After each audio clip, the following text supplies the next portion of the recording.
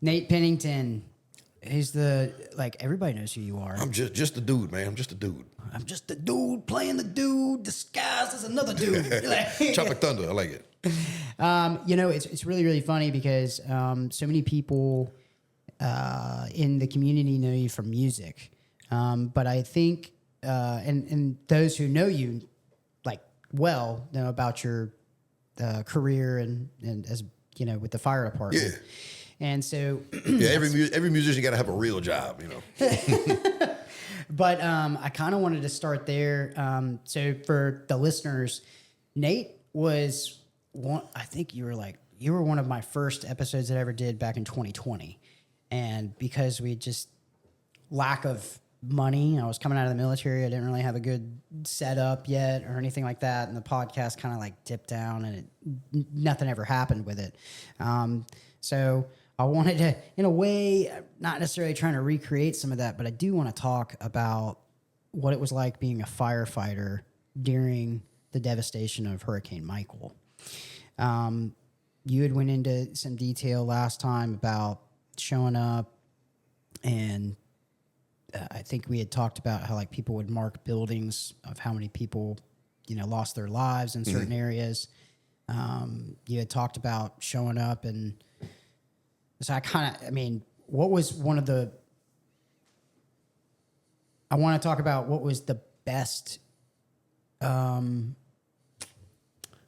best situation that happened out of it. Maybe you saw the community come together or whatever as a firefighter during that time, and how you were able to help as many people as you could. So maybe a story that's based around that and some of the worst stuff you were able to see. I remember the first time we discussed it, man, it was we were just not even a year or two removed. So it was a lot more, vivid, my memory of it. But, now it's just, we're so far removed from it now. Yeah. It's kind of hard to, I've had so many other calls since then that it's kind of gets just lost in the miscellaneous thoughts of my career, but as far as your good things that I saw come together was, Bay County is a small area, and there was such a devastating storm that typically you don't hear about except for other big cities like New Orleans or down south and Miami and places such as that, where they have the manpower and the personnel, the bureaucracy to kind of know how to mitigate everything, how to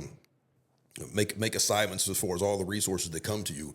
But, we were such kind of a small town EOC that we had a hard time delegating all of these resources that we had, because we had Navy, Air Force, Army, Marines, all these boots on the ground people saying we're ready to work, give us an assignment. And a lot of it, we're just kind of just sit around and wait, hurry up and wait type of scenario, trying to figure out how we want to delegate all these resources, whereas sure you've heard of the Cajun Navy.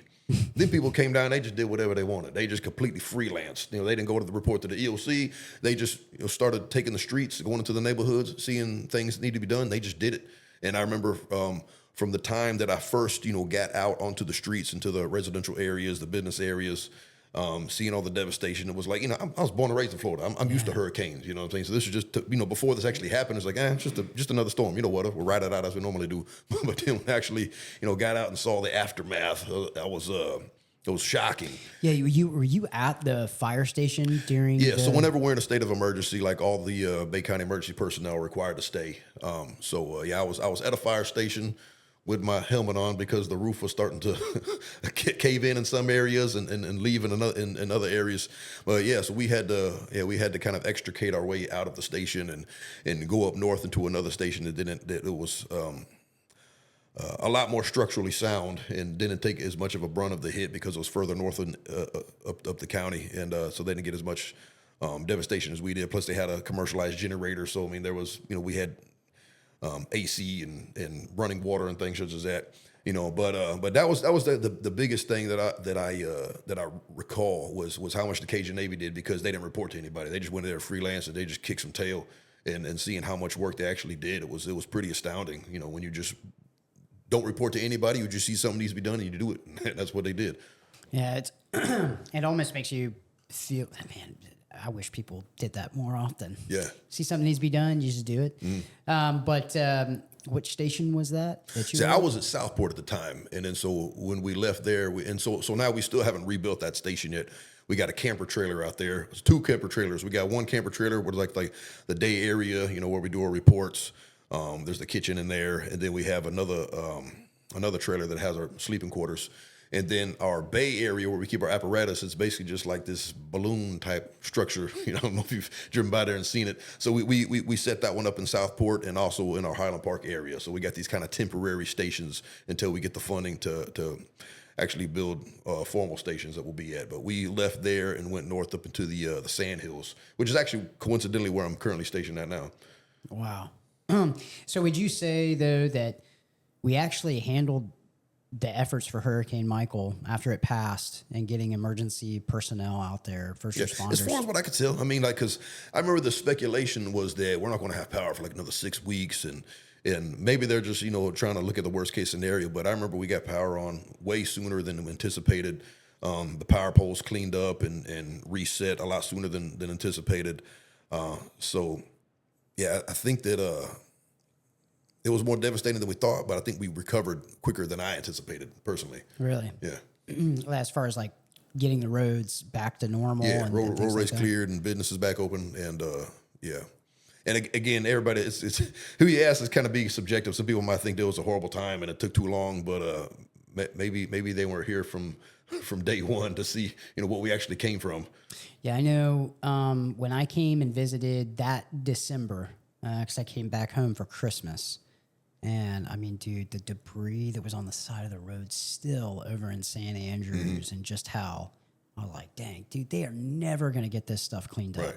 I had it in my mind. I was like, there's no way. Like, it would literally take an army to do it. But we have cleaned up a lot. It did literally take an army. So, yeah, talking a little bit about Hurricane Michael and all of that. But going back into the music, man, dude, I think going into music in this town, it has really taken off. It looks like we're having more artists that are coming here and everything like that. But I do have a question, and it's kind of a personal, but I'm kind of curious. Oh, let's get personal.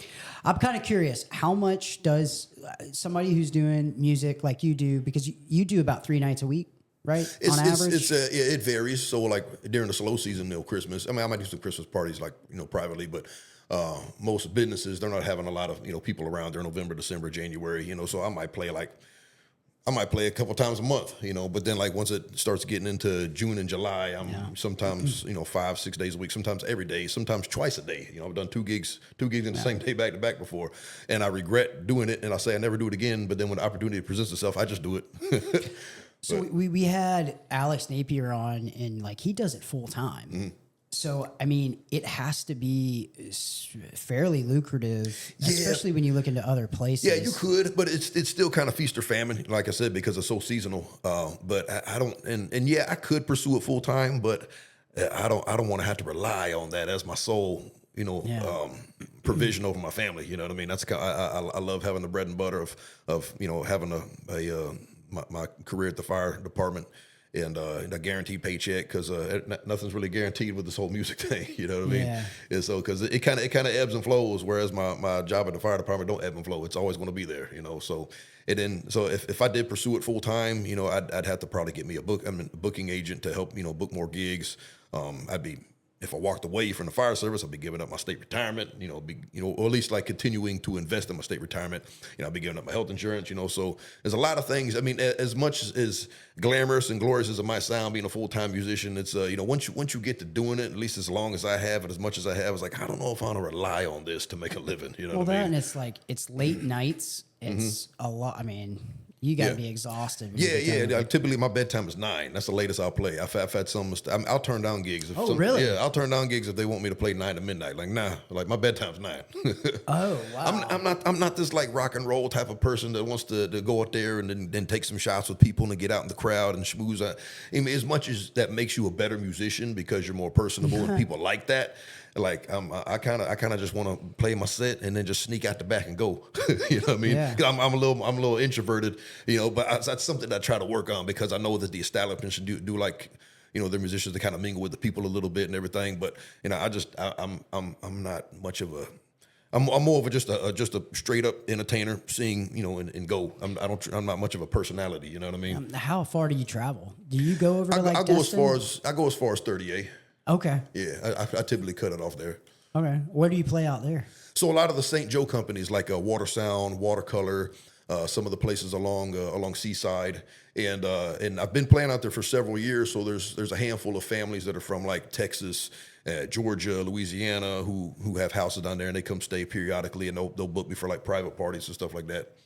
Oh, that's got to be cool. Yeah, it can be cool and also weird, because they got these like I don't know if you like watch like my wife, she watches like Housewives of Atlanta or whatever, so it's like that type of crowd, and they just throw parties for no other reason, just having like fancy parties, so they'll have a private chef there, and they got like a living room, and then they got like a little dining room area, and so it's like a full like event. So they'll sit down, they'll have their wine. I'm sitting up in the corner, playing some music, and they'll sit there and have their wine, and then the chef comes out and he kind of feeds them some hors d'oeuvres, and then they'll kind of just sit there, eat their hors d'oeuvres, drink their wine, and watch me play, and I'm just like, playing for like 10 people sometimes, and then they go over there and they eat, and then I'm sitting there, and then they'll in between conversations just turn around, just look at me while I'm playing, and I'm just. And then they had dessert. Then once it's over, and it's cool, man. But yeah, sometimes it can just be a little weird. Like I'd rather just, if I could just stand behind a curtain and play, I'd rather do that. I'd rather just be like background noise. Don't pay attention to me. I just want to rock and roll, and then y'all just do your thing. You know what I mean? So I mean those private gigs, they're good, and I met some amazing people. It's cool, but my introversion, it gets a little weird for me sometimes. Yeah. That sounds like it'd be introversion, even a word. Or did I just make that up? Okay. It's a Put it word on the board. Yeah, introversion. Well, I'll write a letter to Webster. So those private parties or whatever, I've actually done one of those before. I used to play music. I think I told you about that, like before I. Oh yeah. Yeah, like right after high school, I played in a couple bands that were local. What kind of bands? And we did like blues covers. Okay. So a lot of Clapton, Stevie Ray Vaughan, stuff like that. But I've done a couple of private parties. I've never done one out on 30A, but I've done a couple out in Southport area. And yeah, you're right. It's kind of funny because it's like, oh, we're having a birthday party, and there's like a pool, and then you're gonna sit up by the pool, and it's like there's not many people that are there, but they still like. I mean, they paid full price for a band to be there. Yeah. It was always kind of cool, but I never did have you done weddings? Yeah, I do weddings. My wife is actually a wedding coordinator. We also own a business called Weddings Beachside, and so sometimes if they're needing a music recommendation, it's like, oh yeah, my husband does it. So yeah, I played a handful of weddings. So wedding Beachside, I'll run a ticker across the screen. Okay, on that, and with your phone number on there. No, that's cool. Now I also saw that you've been heavy into the fitness arena here. And were you doing the announcements for this show? So I used to compete as a bodybuilder. I was a bodybuilder competitively back in the day, and then back when I was young and I first started getting into it when I was a teenager, I was going to be a pro bodybuilder. That was my plan and everything until life hit you with school and then get married and then kids and then career and and I just kind of lift weights just to be healthy because I like the way it makes me feel and just trying to keep my longevity as long as I can, because it really helps me in my career and, also just being an active at as well. But now since I no longer compete, I'm still involved in the bodybuilding scene, so to speak, as an MC, so we have a couple of shows here, a spring show, which is coming up here in May, called the Riptide Classic. And the same promoters put on another show here in the fall called Muscle for Heart. They donate all the proceeds to, the Heart Foundation, some sort of cardio. The American Heart Association. Yes, they donated the proceeds of that. Anyway, so since I've been involved in bodybuilding for so long, I know how the dynamics of a bodybuilding show is supposed to go. As far as like announcing the different classes and things such as that, so. They booked me, and so I get to be on a bodybuilding stage and be a part of the show without having to diet for it. So it's kind of cool. Oh, let's run through that real quick because I don't think a lot of people understand like the dynamic behind that in bodybuilding. Some people get it, like it's because I have attempted to get shredded a couple of times. It's not my. I think I run too much.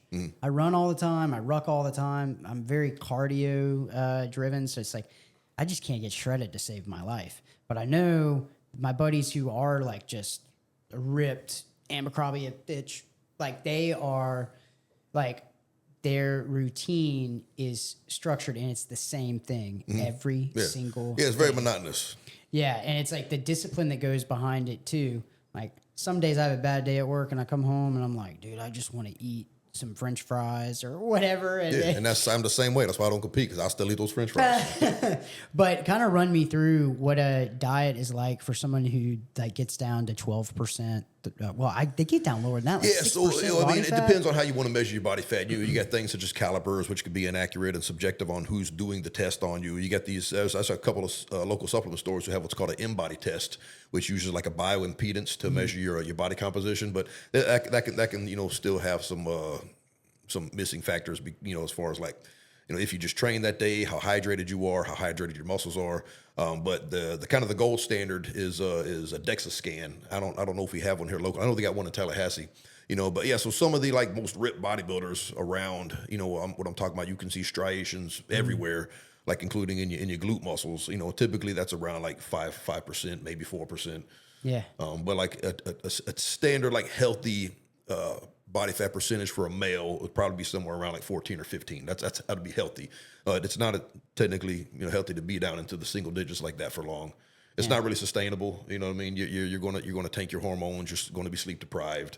Your cortisol is going to be high. So it's not something you want to do indefinitely, trying to be that lean year round. Granted, genetics play a variable in that too. Some guys could just eat at a caloric maintenance and be healthy and still be around like 9 or 10% body fat. But most people, if they're in a caloric maintenance, they're not going to be that lean. But there are those genetic outliers that are like that kind of year round, and those typically are the ones that can be professional bodybuilders. With not as much effort as a mere mortal like myself. Yeah. And I want you to be honest with me about that industry. Well, I guess it's not is it an industry? I'd call it an industry. Some people would call it a sport, but I wouldn't call it that. Yeah. So in the industry, how many guys really are on gear? Pretty much all of them, unless you have I'm being fully transparent. I'll be transparent about everything I did as well. I abused the heck out of steroids when I was competing. It's just part of it. It's just what are the real side effects? Like, do you first of all, from again, that's kind of genetic related as well, and also subjective on what type of anabolics you take. If it's more anabolic, if it's more androgenic. And also the dosage that you take as well. And if you're going to be doing more orals, which is going to be kind of hepatotoxic, where it's bad for your liver, and the more toxic things, such as if you've heard of like Trenbolone, what I mean? Yeah, pretty much the better they work, the worse they are for you, typically. And so when I was in the Army, Anavar. That's actually prescribed for I think burn victims. And there's actually some it's strange that there's actually some clinics that will actually prescribe Anavar as part of HRT, as part of hormone replacement therapy. Like they're not just prescribing testosterone, which is what I'm currently on now. Like I go to a physician, and because of the abuse that I had in the past, my natural levels were clinically low, so I do take exogenous testosterone prescribed by my physician to put my hormones in optimal levels. But typically, like most dudes that are my age, 42 years old and older, even if you didn't have a history of steroid abuse, you're probably clinically low anyhow. You know what I mean? Yeah. What is it with there's like this infatuation though, and I know you've seen it. It's on, it's on social media all over the place, where guys are always continuously saying, "Oh no, I'm all natural. I'm natty." But you look at them and you're like, there's no way you are. And I don't understand why people can't be honest about it when they do it. Well, they don't want to self-incriminate. You know what I mean? Well, it's not against the law, though. Yeah. Well, is it? Without a prescription, it is. Oh, is it really? Yeah. You can't just And there's these underground labs that people will get their the underground labs. They'll get their powders from China in bulk, and they just manufacture them themselves. But you don't know what you're like. Yeah, if you got caught, let's say they got pulled over by the police or whatever, and you had anabolic steroids with no prescription. Granted, like testosterone is pretty much only like anabolic you can get a prescription for, maybe some Anavar depending on what clinic you go to.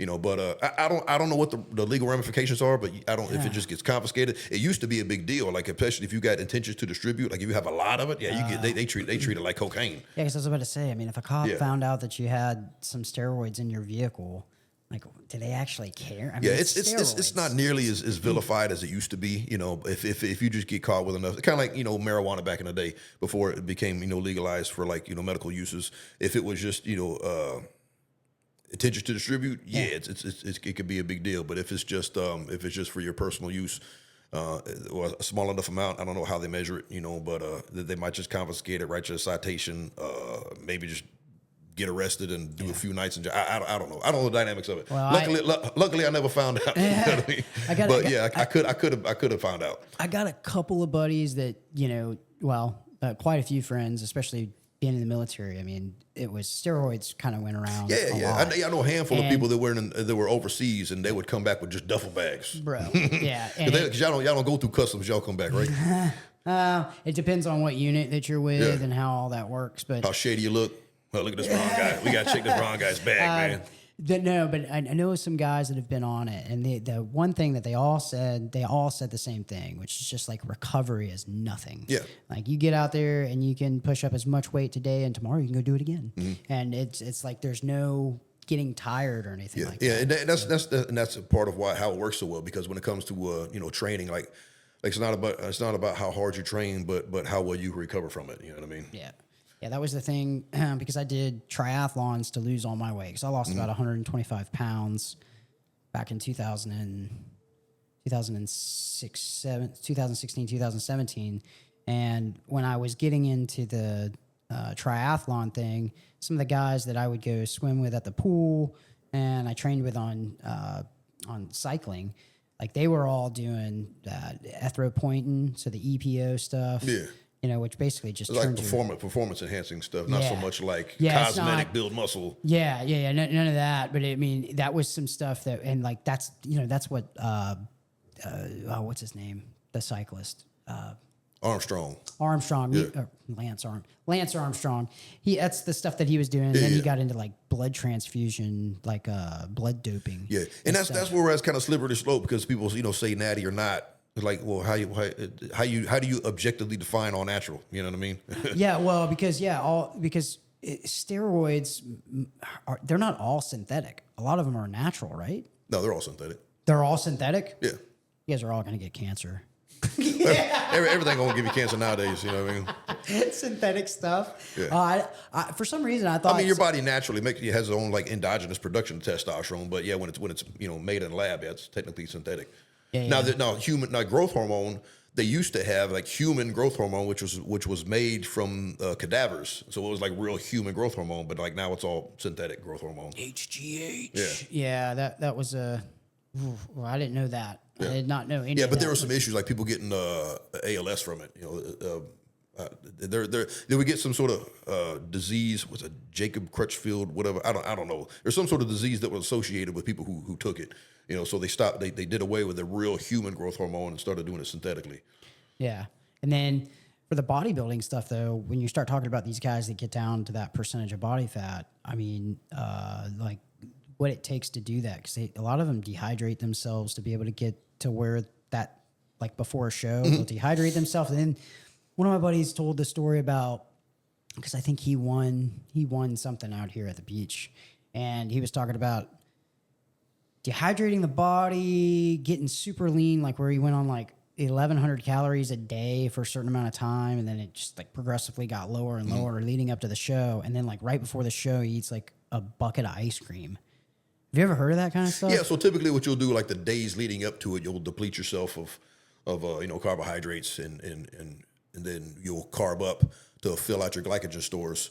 So you're making your muscles kind of look more like shrink wrap. So you're eating enough to fill up your muscles enough with glycogen before you spill over to where your skin's just stretched and it's tight.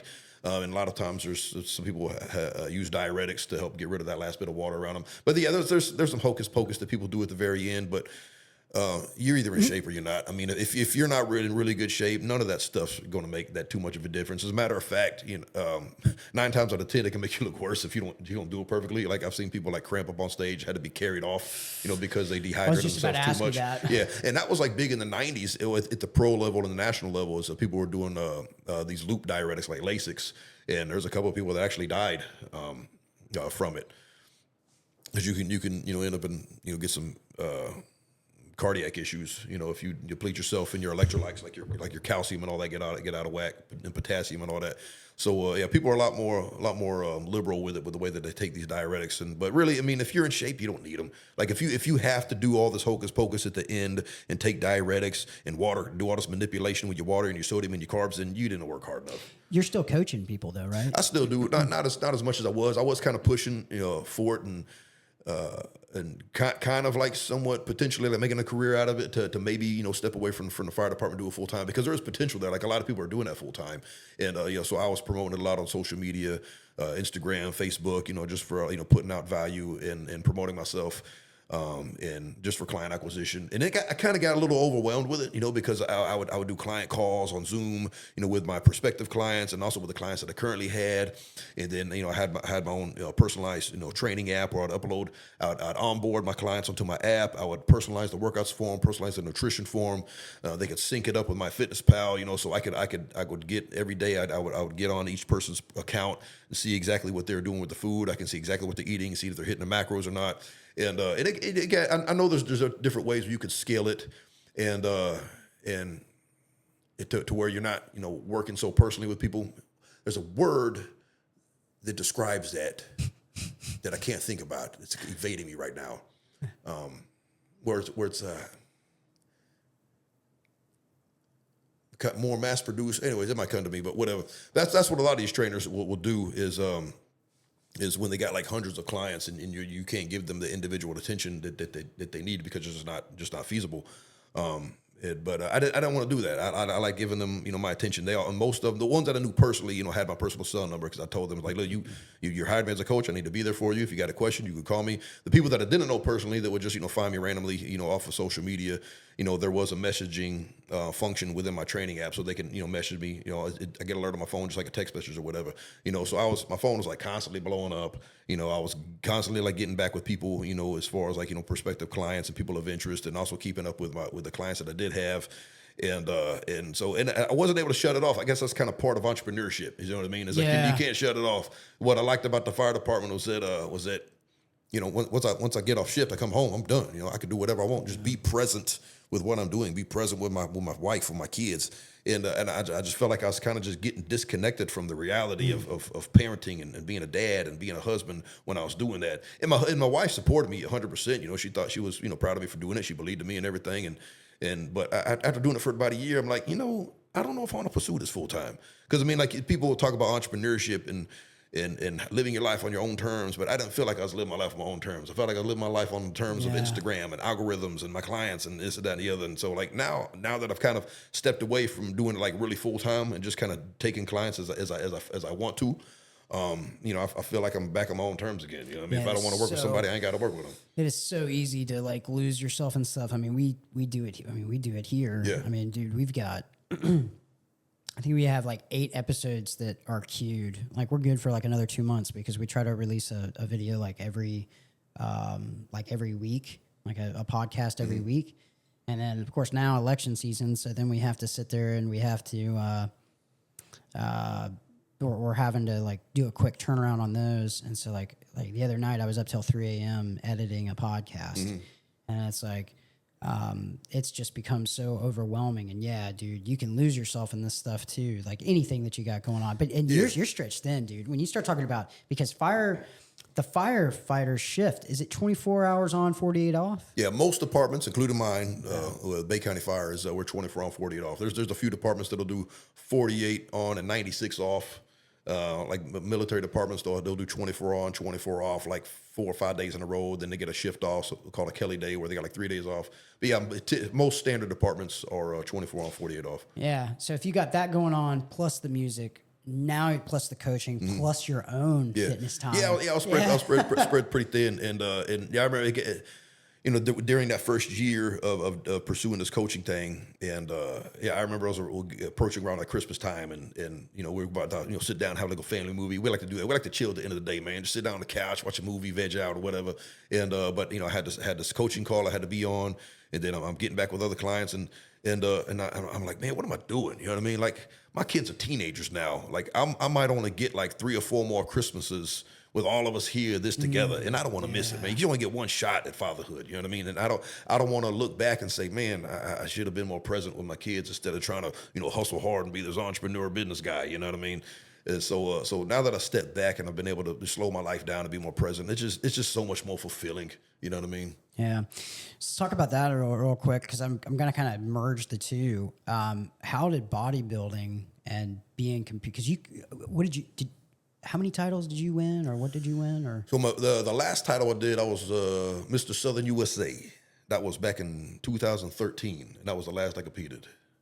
Mr. Southern USA. So yeah, there's a show called the Southern USA. How many people were involved? That sounds like that would have been a big one. Yeah. So I mean, it was like a regional type show. So anybody from pretty much this tri-state area would come over and do it. It was like a big national qualifier at the time. Now I think every show is a national qualifier. But that was the first like open show that I did, because before that I competed as a teenager. I did these teen shows, and then when I was 20, I could only compete as a teen, and that's when I entered the first non-teen show. I did. They used to have a show here called Mr. Panama City, and I won that. And then I kind of took like just a 10-year break hiatus, with really no intentions of competing again, but an opportunity kind of presented itself. Did that time 2013. For me to get on stage with a sponsorship with a company called Iron Man Labs, or an affiliation, with them, and I don't know, some things just kind of lined up to where like, hey, this might be a good opportunity for me to compete again, because I got this company that wants to kind of get behind me, and there was also this was before the days, I don't know, social media was kind of just getting started like in 2013, but bodybuilding forums were kind of a big thing. Like on the internet, there's forums for like whatever type of interest people have, and so that was kind of a big thing back in the day. These message boards, and this message board in particular, which I was involved in, they wwere doing a story. They wanted to follow a person and to do like a day in the life of a competitor competing, coincidentally, in this show that's in my hometown. I'm like, I got to do this now, and then so I got voted in to be the guy that they followed around prepping for the show. So it was kind of a. It felt like this is a reason for me to put myself through all that BS, to go through the show, and that was also, I started my prep for that show in I believe it was probably March, and I had my third daughter February, so I was prepping with a newborn. And so my wife wasn't too happy about that. Looking back, I shouldn't have done it. It was stupid. So I compete. And after taking that, so when I was so like fired up for bodybuilding, and I wanted to be a pro, and that was how I was going to make my living. I'm going to turn pro. I'm going to make a living by getting prize money and sponsorships and endorsements. That's how I'm going to make a living. And then once the reality of that kind of slipped through my fingers as I'm going through college and then getting a career and getting married and having kids, I just kind of lost interest in it. But then when I finally had this opportunity to compete, here in my local show and getting exposure, I kind of just lit that fire again, and I got excited about it. But then once I actually got closer to the show and then actually did the show, it was just kind of anticlimactic. I was like, I did all that for this. I just won. I came here, weighed in, pumped up, did my posing routine, got a trophy, and then back to life as usual. You know what I mean? It was just kind of like once I just kind of look back at it introspectively, I'm just like, that was it. Yeah, I think that's one of those. The thing isn't the thing. We make things out to be that. Yeah, the idea of doing it was actually more exciting than doing it. Is what it came out to be. So how do you think, and maybe it didn't, but I'm sure it did, competing in bodybuilding actually help you excel in your career with the fire department? I mean, if you just learn how to apply the same disciplines that you learn, through bodybuilding to other facets of life, you can go a long way. I mean, like most bodybuilders, they're not right in the head. They put themselves, physically and psychologically in places that most people don't. So if you just learn how to apply that in other facets of life, then it can help out. I haven't, except for in my parenting. You know what I mean? Because that's like my number one priority right now. But if you can apply that to a skill that you have, or like an entrepreneurial endeavor, it can be great. But I just like applying it to my personal life. We're pretty good friends with David White. I don't know if you know who that is, but he was a county firefighter, and he went into it. I think he was in a trailer. He was trying to get somebody out of a trailer and was on fire, and the whole thing collapsed on him. He ended up breaking. Kendall, do you remember he broke his back in was it like 3 places or something like that? Yeah, it was a couple. Yeah, and so he ended up breaking his back. But what's interesting about that is like when we see first responders, I think the police department gets a little bit more of a worse rap than the fire department. I don't remember the last time I saw an out of shape firefighter. Oh, you ain't looking hard enough. There's plenty of them. Oh, really? Yeah. Well, it just seems like it would be so much of a physically demanding job. It is. Like bodybuilding, probably because of the amount of work that you put in the gym, it probably helps you out a lot. 100%. That's kind of how I've shifted my training now. Is just for overall functionality. You know, I want to be strong. I want to be fast. I want to be agile, and I also want to live a long time. And muscle has been the more muscle is studied, the more we're realizing how that's really the organ of longevity. I mean, like putting on muscle is more anti-aging than anything. It's anti-cancerous as well. Yeah. And so when people start to get into their 40s and they get sarcopenia and osteoporosis, you know, weight training just solves all of that. You know, so if you can build muscle, build strength, build bone density as you age, I mean, it is going to prolong not just your life, but the quality of your life. You know, not just your lifespan, but your health span. You know what I mean? How healthy you are throughout your later years.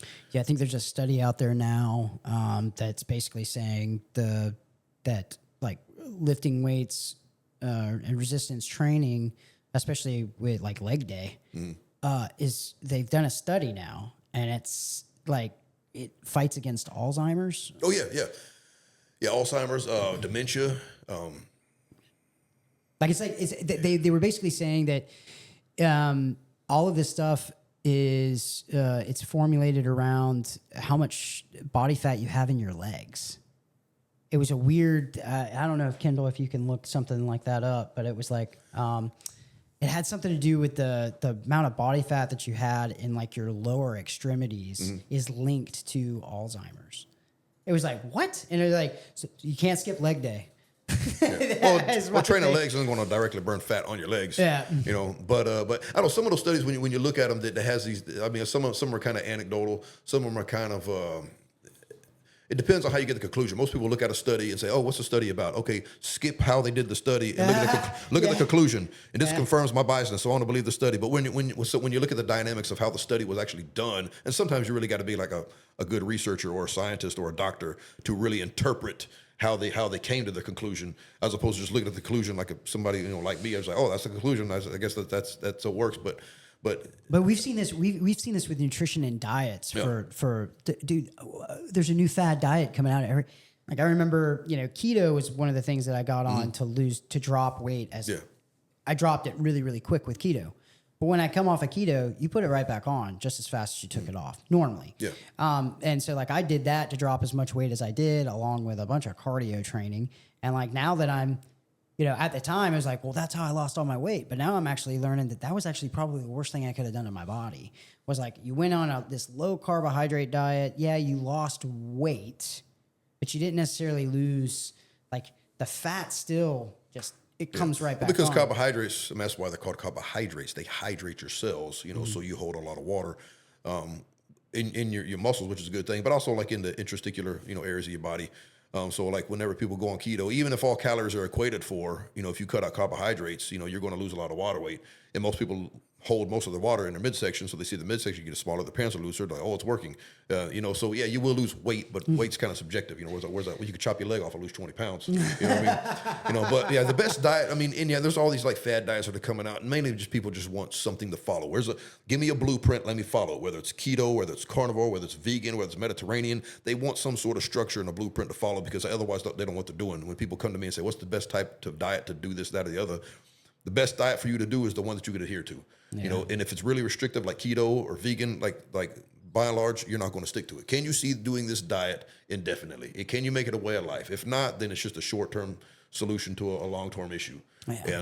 And we see it every year. Yeah, we see it. January comes along. Because people want so badly to believe that there's something magical you could do, some sort of magical supplement, or drink some apple cider vinegar before you go to bed and alkaline your body. And they want so badly to believe that there's a hack that you can do when there's not.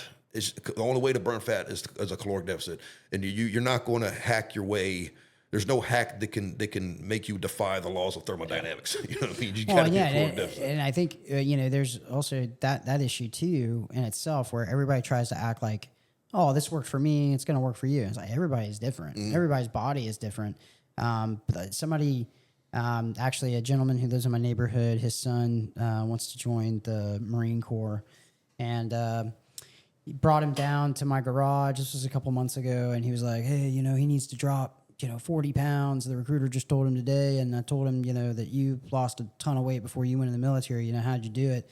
And I just looked over and I was like, do not ask me. Because I did it every way wrong. You could get the weight off, but I mean, there's a wrong way to do it, Yep. And so I mean, if you want to get from point A to point B,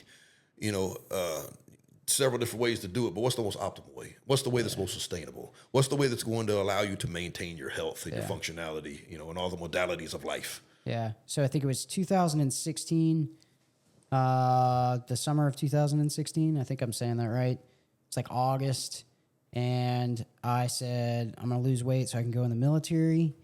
By February 2017, I went from 287 to 172. And that's not, I mean, you know. And you're probably just white knuckling the whole way, miserable. Bro, 5 a.m. My schedule was wake up at 5 a.m., a shot of espresso, 5-mile run, come home, skip breakfast. Lunchtime comes around, and it was 2 tablespoons of peanut butter and a banana. And then I would run directly after that on my lunch break. I do another 3 miles. So that's 8 miles for the day so far. Go home. I would eat something light, like chicken with a salad. So I don't know if you're tracking this. I've only had maybe 1,000 calories by then. And not even 50 grams of protein. Yeah. And then I would go and hop on my bicycle, and I would cycle the Cove Loop and then come back home, which was 17.3 miles. Yeah. So it's I was cycling, running, eating 1,000 calories a day from August to about February, mid-February. And that's all I did every single day. And I was disciplined enough to do that. But it's so funny how it's actually, that was easier than staying on a regiment where you eat the right amount of protein, carbohydrates every single day and make that uniformed and make that part of it. That's harder than that for me, for some reason. When you say hard, you mean not? It's more difficult to sustain it. Yeah. Well, I mean, there's a distinction between hard versus complicated. It wasn't complicated because it was just banana and peanut butter. It was just running, as opposed to when people look at your protein, carbs, and fats, and the macros and all this. That seems complicated, and so therefore it's hard to stick to. When something else is less complicated, so it's easier to stick to, but it's harder to physically discipline yourself to do it. Something about the more food that I was putting in my body. So if I would try to eat, let's just say eat, it's almost impossible for me to eat 1,600 calories a day. And one of the reasons for that, at the time, not now, at that time, if I was going to try to eat 1,500 or 1,600 calories a day, I couldn't do it because then I was more and more hungry. I would want more and more food. So it was almost like the least amount of food that I put in my body, the less hungry I was. Yeah. Well, it's extremely weird. Yeah, it was a metabolic adaptation. Cardio, lots of cardio. Yeah, So your body's adapting to that hunger signal. So when you start to deprive yourself of food more and more, oftentimes the metabolic adaptation to that it gets down regulates, and so you subsequently just get less hungry. Yeah. So I could sustain it, and then it was immediate results too, which kept me wanting to do it more and more and more. So it was I'd come home and I'd be like, man, I lost 6 pounds this week or 7 pounds this week, right? And I'd be like, yeah, man, I'm on it, and then that would keep me going. But this whole thing where it's lose 2 pounds a week. I think that's the healthy. They say that's the healthy, right?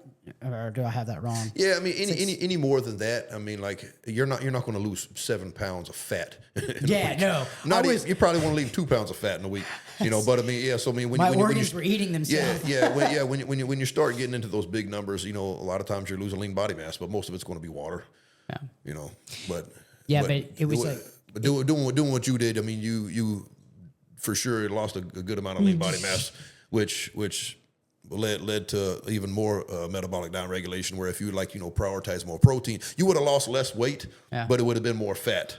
And you probably would have been metabolically healthier for it. You probably would have felt better and performed better and slept better, recovered better. Yeah, that was one of the things I remember when I got to 30th AG at Fort Benning, Georgia. I was stuck there for 2 weeks before I went to OSUT. And that 2 weeks, they put us in there, and then, of course, they have like a buffet of food, but you can't work out. Can't run, can't do anything because they don't want you to get injured before you go to training. Mm-hmm. And so, like, I sat there and I was eating every day, and I'm trying to regulate. But, like, when I got to MEPS, before I went to Benning, I weighed in at 165 pounds. Before I went to OSA, just in 2 weeks, I went from 165 to, like, 183.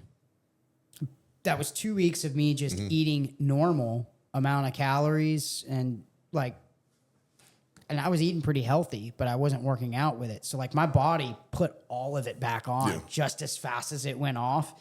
And then, of course, they kicked the crap out of me for about 6 months after that. And then we were, I was back down to, back in the 160s.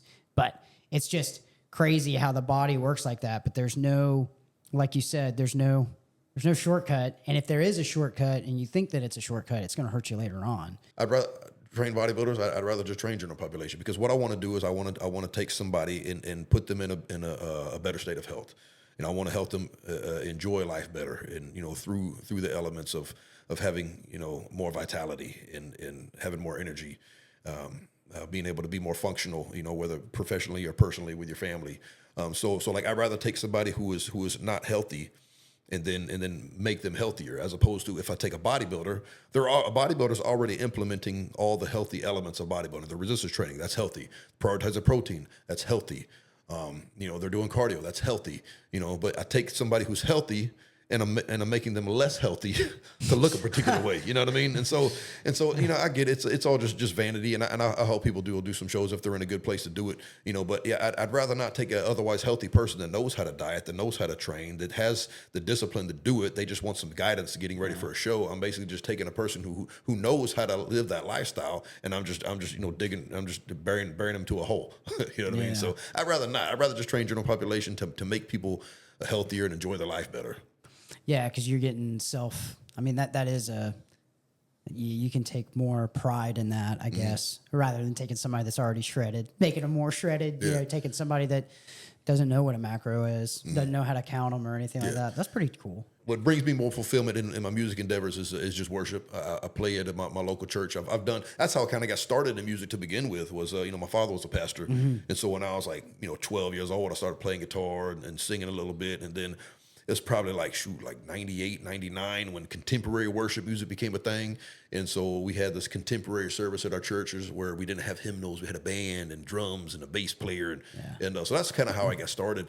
And then it really wasn't until, honestly, like for a while, so that's how I got my start in music, was growing up through my church. And that's what I still do now. That's what any other music outside of church, it's all just, it's just noise. It's a means to make money. It's fun. It's entertaining, but it doesn't really bring fulfillment like it does when I'm in God's house with God's people, in God's presence, and using what I feel like God has enabled me to do to glorify Him. You know what I mean? That brings more fulfillment than anything. And I didn't even start playing outside of the church until I had my first daughter, which was like 18. Well, she's 17 now. So when 18 years ago, my wife and I just got married. And I was just a personal trainer at Gold's Gym here, and she was teaching math at Mosley. So we both worked during the day. Found out we were pregnant. Oops, didn't mean to. Couldn't afford childcare. So I was like, okay, I'll just you got a career, so you stick with what you're doing. I'll just find me a night job, so that way I can watch our daughter in the daytime when you work. You watch her at night while I work. So I started working at that time Tootsie's Orchid Lounge on the beach just opened. I knew the manager at the time. They're needing, security people, so I worked as a bouncer at Tootsie's, Monday through Friday. So literally, I hardly ever saw my wife at all except for on the weekend. So Monday through Friday, I would wake up, she'd be at work. I'd have my daughter all day, and then my wife would get home from work at 4:00, And then I got to pass my daughter over to, hey, she ate at this time. She had, this many poopy diapers. She napped at this time. I got to go. And then so I got to be out there at 5 o'clock, and I come home at like 3 in the morning. She'd be asleep. So I saw each other. We saw each other like 1 hour a day, Monday through Friday. Had the weekends together, so that was cool. But anyway, so I'm there bouncing, and I'm looking at these honky tonk, country players, and I'm just like, I think I could do that. And then so I got to know some of the musicians there and everything. And when it was like a slower night or towards the end of the night, we're starting to close down. I get up there and I kind of jam with it a little bit and like, dude, man, you should kind of do this. I'm like, yeah, maybe I should. So I made my own. I took note of the songs they were playing. I learned them all, and then I just started playing here and there, and then the rest is just kind of history. And that's kind of how I got my start playing outside of the church, playing like country and southern rock and other stuff that people here in the Redneck Riviera like to hear. But that's kind of how it all started. Was right there, bouncing at Tootsie's Orchid Lounge. Where do you attend church? Currently I'm at North Star. Okay. Yeah, before that, I was at Lin Haven Methodist because that's where my dad was the pastor at. He got assigned there in '92. I was like 10 years old. And my dad had been my pastor for like the first 30 years of my life, So when he retired, or actually he went to be a district superintendent before he retired, and so we were kind of just my wife and my kids were trying to find a place where we kind of felt like it was a church home, and that's what we found in North Star, and the guy who's the formal worship leader there on staff full time. We kind of grew up together. He knew that I played and sang, and he invited me to come be a part of it one Sunday, and the rest is just history. And North Star has blown up crazy. They've got what do they have there? The Press? Is that right? The coffee shop? The coffee shop. It's called The Drip. The Drip. Yeah. Dude, I wish this place was around. My kids was little, man, because they got... My wife takes the kids there. Exactly. And it has coffee. Yeah, they got the big playground. Yeah. So I'm like, man, all we had back in my day was Chick-fil-A. Yeah. And good luck finding the table, man, because them moms would get there and camp out for hours. Yeah. That prime real estate right there by the playpen. Yeah, I'm like, I got to sit over here outside and watch through the window, make sure I didn't get hurt. Now they got the Drip and all these other places. Like, man, I would love to take my kids here, just like sit there and chill and drinking a coffee, watching my kids run around. Yeah. So I hate it now that by the time we found North Star, my kids are kind of too grown to enjoy that because they're all teenagers now. Yeah. My wife takes the kids over there, and we don't attend church there. We are back and forth from Lighthouse and First Baptist, but yeah, she takes the kids up there, has coffee, and lets them. And I was like, I still haven't been in, so I don't know what it looks like or anything like that. But she swears by it that it's great. It's a great place, and their coffee is good. So like when I play there, we got 3 services every Sunday morning, and so on the Sundays that I'm playing, I'm there from like about 6:30 to noon, and I go get me a couple of coffees and just chill in between the services. And but anyway, so the music is great, unless I'm playing, it might not be that great. But the worship's great. The people there are great. The pastors there's several different pastors, and they're all. I love the preaching style of each and every one of them, and just more importantly, just the integrity of the leadership there. You want to believe, in the leadership and in what they're doing, not just professionally but also personally, and they got that going on there. That's why I like hard to find that in churches right now. Honestly, man, I feel like I've been lucky because I've heard so many stories about. People being burned by the church, and just and I've heard just horrible stories, and I'm just like, man, I guess I've just been fortunate that I've never been a part of a church where I felt like there's some shadiness where people were getting burned. Maybe I was just because I was too on the surface and then look beneath the surface to see it happening. But yeah, I've just never really had too much of a bad experience anywhere. Not to say it doesn't happen because I know it does. I think a lot of times people try to look for reasons too. Right. That seems like that's kind of like a trend. They get a conviction in them and they say, well, this, that, or the other, so I'm out. Yeah, that's a thing. I want to redirect to something, though. You said you were a bouncer out at Tootsie's. Yeah. So my first question about that is that was back when spring breaks were real spring breaks. So I was there during the first spring break. It was the first spring break ever of Pier Park. Yeah. And so we were there, I think we closed at like 2:30 or 3. Yeah. And right across the street was Hofbrau, like that German beer place. Dude, I used to love and they closed at midnight. And so I would be outside standing there. So when they closed down at midnight, everybody would walk over there. And I'm just like watching these intoxicated college kids start to walk over here. I'm already picking out who I'm not going to let in. And who I might let in, but I'm probably gonna I'm gonna throw that dude out. Yeah. I ain't letting him in. That guy. So I've already got a plan. So I'm scoping the place out. I'm like, nah, he ain't coming in. Boys. Yeah. So what was the craziest story that you have when you were there? You know what? We didn't get too many knuckleheads out there. I mean, we did have some guys that kind of walked around bowed up, and if if you present yourself in a particular way, you kind of open yourself up to kind of get messed with. You know what I mean? I was cool with people. I was polite. I mean, it is the hospitality industry. I smiled at people. I got along. I talked to people. You know what I mean? You know, so I never really, you know, had any real bad encounters. I didn't really throw a whole lot of people out, and, you know, except like at the end of the night when we're trying to close and everything. And so yeah, luckily I didn't have to get in too many fights. I mean, I don't really have any cool stories, really. Yeah, but I think that's because of the way I carried myself. You know, I mean, I wasn't you know, trying to act like a hard ass. You know what I mean? Yeah, I had a buddy of mine that worked out, Kale Rader. I don't care, dude. He was there like right before me. I think he worked there for like maybe just a few months before I got there. Yeah, I knew with the Raider family. Yeah, the Raiders. Yeah, dude, I haven't. Man, it's crazy because I grew up with Austin and Molly Raider at Gulf Beach Baptist, and God, I haven't seen either one of them in forever. I think they all moved out. I mean, dude, everybody. It seems like there's a lot of people that left. I thought the Ocean Opry was going to be there for freaking ever. Yeah. And then now they got some Elvis impersonator there, right? No, Todd Herendeen is down the road now. I think where he's at now used to be like an interior design place, and his studio's there. But no, what do they call that? Maybe that's Oasis. What I Oasis. They turned it into it's a praise and worship. Okay. It's like a Yes, right. That's right. Yeah, it's a I've seen it non-denominational. said Oasis. I didn't realize it was a church. But now that you mention it, I feel like maybe I didn't know it was a church.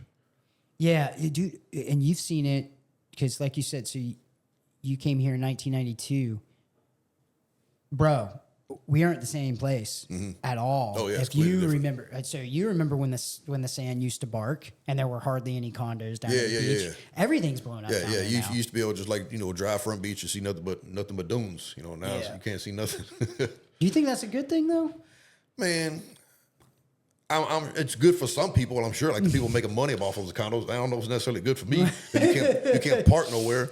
You know, but I mean, I think that's just part of a growing city. You know, it's just the infrastructure of it all. You know, you can't. I mean, Mexico Beach still kind of like that. You know what I mean? And but you know, I can't. But I mean, I miss it. I miss being a kid, and when I went to the beach, I felt like I was going to the beach. Like what you're saying now. I mean, you still got your parks. You got Rick Seltzer, and you know, but it's. I don't know, man. I don't like going to the beach anymore. I just can't. I don't like doing it. Something about it just doesn't. Oh, we love it, man. We beachy people. We do the beach all the time. Really? Yeah, we love it. Do you go into St. Andrews or you go down to Rick Seltzer? Or? Yeah, so we'll either go to the West End, like typically in Sunnyside. Yeah, we'll go to Sunnyside. My aunt used to have a condo over there, you know, so we sometimes would stay at her place, and you know, we'd use the gate code to use the private beach over there at Sunnyside. And so there's some nice areas that are not, you know, got too developed. And then or either that or Thomas Drive. And Thomas Drive kind of got that hippie, sleepy kind of beachy vibe that I like. You know, they got that fins and gypsy crepes, and it's just got a cool vibe that I kind of just like being around. Yeah. And so, you know, and they got there's a couple of accesses that we go to where we know there's parking, but that not a lot of people know of. And that's where my wife does a lot of her weddings. You know, some of these little side streets that not a whole lot of people know about that you can. There's a decent amount of parking. You know, even in the busy season. You know, but yeah, we love it, man. We take the paddle boards out. You know, sometimes we'll do a little surfing if the waves are good. You know, but yeah, I just like being on the beach, just chilling. It's almost like I just love the salt water. I just love the sun hitting me. There's something like spiritual about it, man. I just love it, and that's why I can never really see myself like not being on the coast. You know, I feel like I'm landlocked. Like I want to be able to like be on the coast. Like I could just get in a boat and leave if I need to. You know what I mean? Yeah, it is one of those things. It's kind of funny because we'll take a vacation we'll go up into the Smokies. You know, we're like, oh man, this view is so gorgeous. Blah blah blah. And then we'll be there, and then we'll run into somebody there. Where are you from? Panama City, Florida. And then just be like, oh my god, I love going there. I love the beach. Blah blah blah. And it's like. We like coming up here and being around the mountains. Yeah, and I kind of took it for granted. Like before I moved here, like I said, I moved here in '92, but before that, I was born and raised in Pensacola. You know, so it's pretty much the same thing. It's the Panhandle. Yeah. And so I'm so used to like, I mean, for years it was voted like the world's most beautiful beaches, Panama City. You know, they had like emerald water and white sugary sand and everything. And I just figured that's the way I grew up, and that's how I thought beaches were. And then I like go to other beaches like over the Atlantic. My wife and I we visited. We went to Jupiter. For a while and over the Atlantic Ocean, and I was like, oh, I've never been to like the ocean. I've only been to the Gulf, so I was gonna go check it out, and I was like, huh. Yeah, that's a little bit disappointing. Like the sand's like brown, it's like rocky, and then the water's like dark. Like this ain't a beach. Oh, and also just to show you how stupid I am. I went out there to the Atlantic Ocean, like, 5 o'clock because I want to watch the sunset. Because I want to watch the sunset because I watch the sun over the ocean. That'd be nice. Not realizing that the sun doesn't set on the East Coast. Set there. I've been born and raised right here where the sun sets over. I just in my mind I equated water, sunset. Yeah. And then I went as I'm looking at the water. I'm like, the sun's back there. The sun's over there. So I had to go back out there for the sunrise, which is pretty cool too. But I prefer sunset. Yeah. We take it for granted. Yeah, I take it for granted. I know I do, because as soon as you don't have the beach, because, when I being in the military, I was up at Fort Campbell, Kentucky, and then like we were there for 3.5 years, and being there, it's kind of funny because when I would tell my friends about the beach all the time, and so I met people that had never been to the beach, and that was just because I didn't really live anywhere else. So hearing somebody talk about like they've never been to the beach before, and like, oh yeah, it's crazy to me. It's an insane thing to me. But when we were up there the entire time, I said to Nia, I was like, I can't wait to get back home because I missed the beach. And then we came and then we went to the beach like twice. And we don't go anymore. And typically when we do vacation, if it's not tropical, because we like a tropical family. We'll do something in Tennessee. Like I got family up there. My aunt who owned a condo, down there at the beach. She lives up in Murfreesboro. Dude, no way. My wife's family's from Tullahoma. Yeah, I don't know Tullahoma. It's literally. I know it's just like 40 minutes outside of Nashville. It's literally like 5 minutes, or it's about 15 minutes out of there. But my wife lived. Yeah. Anyway, so it's a cool place, man. And I like we visit there pretty much every year. She got this huge piece of property, like 30 something acres. They got goats and they got chickens and had cows and stuff. So my kids love visiting up there, and the weather's nice and crisp. But I mean, it's just. There's no beach, and it's typically like kind of overcast. You know what I mean? It's like I got what's that thing called? My wife says I got seasonal disorder or whatever. I don't know, but when it's cloudy, it's like I just feel meh. Like the sun just makes me happy. Like so that's why I like good living in the sunshine state. Yeah, Yeah, something about the vitamin D, and it's also good. It's good for your skin. It's good for apparently it's good for like well-being. Yeah, you got to have it. Because if you don't get enough of it, you're gonna be sad. I think the importance of the sun, at least from a medical standard, like it gets really ignored. Because we spend so much of our days inside in climate controlled areas, and people are afraid of the sun, gonna get burned. But it's because you hardly ever spend any time in the sun. If you go out there just a little bit and just build up a solar callus, you'll be able to be out in the sun more and get enriched with all the vitamins and minerals and things that it provides. So I'm out a lot. We just a couple years ago we put a pool in our house. It's the best decision we ever made, man. I love just chilling out in my backyard. Even if I don't get in the pool, it's nicer just sitting on a lawn chair by a pool than sitting on a lawn chair by grass. Even if it's too cold to get in the pool, or whatever. But yeah, so I'm outside like a lot, and so when I start, when it's starting to warm up now, I'm out there maybe 15 minutes at a time, going to 30 minutes at a time, and so by the time summer comes around, I go to the beach and. I don't really. I mean, people hearing this are going to think that I'm stupid. They say I'm going to get skin cancer, but I don't really wear sunscreen. They found out that sunscreen's actually bad for you. Yeah, and if we do, if I haven't built up my solar callus and I'm not ready for it, we use the mineral kind or whatever. My wife's more hippie than me. We do like no fragrances. Because there's so many like xenoestrogens and endocrine disruptors and like anything with fragrances. From like your soap to your shampoo to your drying sheets, all the laundry detergent. I mean, it's everywhere, So and that's why people my age, coincidentally have testosterone that's below medical standard, whereas the average 40-something-year-old of the 80s, they're in optimal range still, 800 nanograms a deciliter as opposed to like 300 nanograms a deciliter, because like all the chemical exposures that are carcinogenic and endocrine disruptors that we're exposed to now just like play such a huge role in that. All the microplastics, forever chemicals. I mean, you'll drive yourself nuts trying to avoid all of that. It's kind of, but we still do the best that we can. Well, no, a lot of people do kind of like, and I think a lot of people have like this attitude of, well, a little bit of that isn't going to hurt you, but it's like, no, but when you do it every single day. Yeah, so like little 1%ers. That's just the 1%. But I mean, the little 1%ers can add up to a lot of percents. Over time, you know what I mean. So I do try to be preventative as possible, but you don't want to turn yourself into a monk. Do you go as far as like everything organic? Nah, I don't do organic. They just use organic. You saw like foods. Yeah. All they do is they use organic pesticides. If they still use pesticides, they're just organic pesticides. But I mean, as far as like the pesticides go, all the research that's done of them were from agricultural studies. So it's not from consumption. It's from spraying. Yeah. So it's from inhaling, not from ingesting. So by the time you get your food and the residual stuff that's left there and that you wash off and everything, it's too negligible to make a noticeable difference, as opposed to all the research that shows it having a harmful effect are done on the occupational level. The guys that are actually spraying in it and they're inhaling the fumes of it. I didn't know that. Yeah, because dude, so there's a lot of fear mongering around. There are some people that are like organic everything, and it's not that big of it. I mean, from what all the human research, the human control trials, that have actually been peer reviewed, shows that there's really not much difference. So I got a question from a bodybuilder standpoint. Then, what are your thoughts on these bodybuilders that have come around on vegan diets and like no meat, only plant based? Like, is this an actual thing? Because I've seen there are a few. I mean, and most of them will do it for, I guess, religious reasons. If that's the case, well then cool, man. I respect that. But if you're doing it for your health, you're wrong. Especially, I mean, and I've seen some vegan bodybuilders. They got some muscle on them, but I mean, they have a particular look to them. The muscle is just not dense. They don't get really hard, and it's hard to go on a low calorie, high protein diet following a vegan diet, because look, where's your vegan source of protein comes from? They come from like beans, legumes, nuts, and so it's hard to get adequate protein without consuming a lot of fat from the nuts and legumes and all the carbohydrates from all the beans and stuff like that. Yeah. So it's hard not to go over on your overall caloric intake while hitting adequate protein. And then plus there's no such thing as a complete plant protein, as opposed to animals that has all the essential amino acids. Plants don't. And then you're missing your carnosine, you're missing your creatine, you're missing your vitamin D. I mean, like, the animal protein is far superior than plant protein.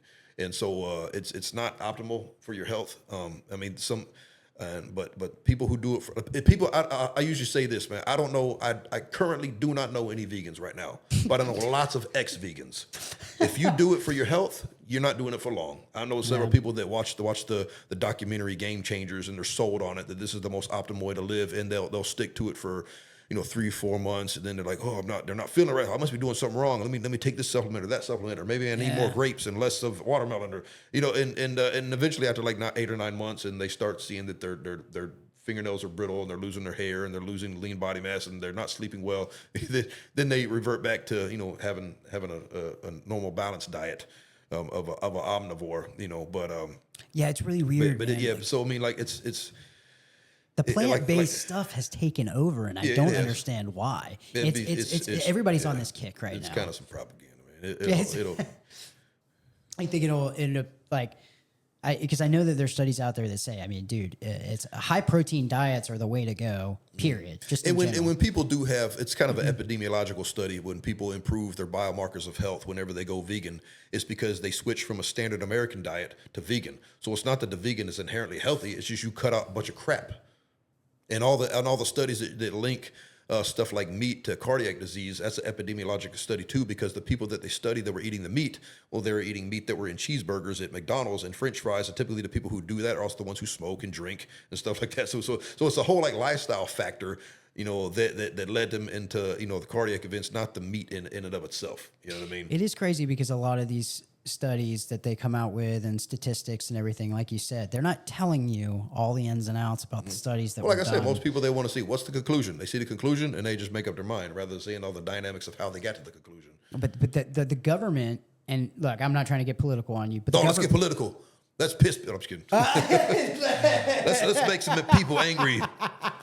Yeah, if there was so many friends we can lose. If there was any vegans that watch my show, they don't watch it anymore. Not after this one, because and I got nothing against them. It's just like the government has been pushing this stuff on us. Bill Gates has been pushing it, where it's like, they want to get rid of freaking cows. Yeah, and if you look at the emissions and the carbon footprint, I mean, cattle is a lot less than your jet that you took. Yeah, well, I mean, I've Actually, I got studies saved in the notes section of my phone from studies that showed the carbon footprint of these mines and manufacturers that make all these vegan products. How the carbon footprint that leaves, as opposed to just having cattle, roaming and grazing. It's everything. Just every reason why you would think it'd be advantageous to go vegan. If you just look at the research, it's just backwards. Wow. Yeah. No, I don't think anybody's. Well, what show was it? Was it a show or was it a movie? It might have been Yellowstone with Kevin Costner. Yeah, that's Yellowstone. I only know that because my wife watches it. Yeah, he was talking about, because he had some vegan that was staying there at his ranch, and she was talking about like how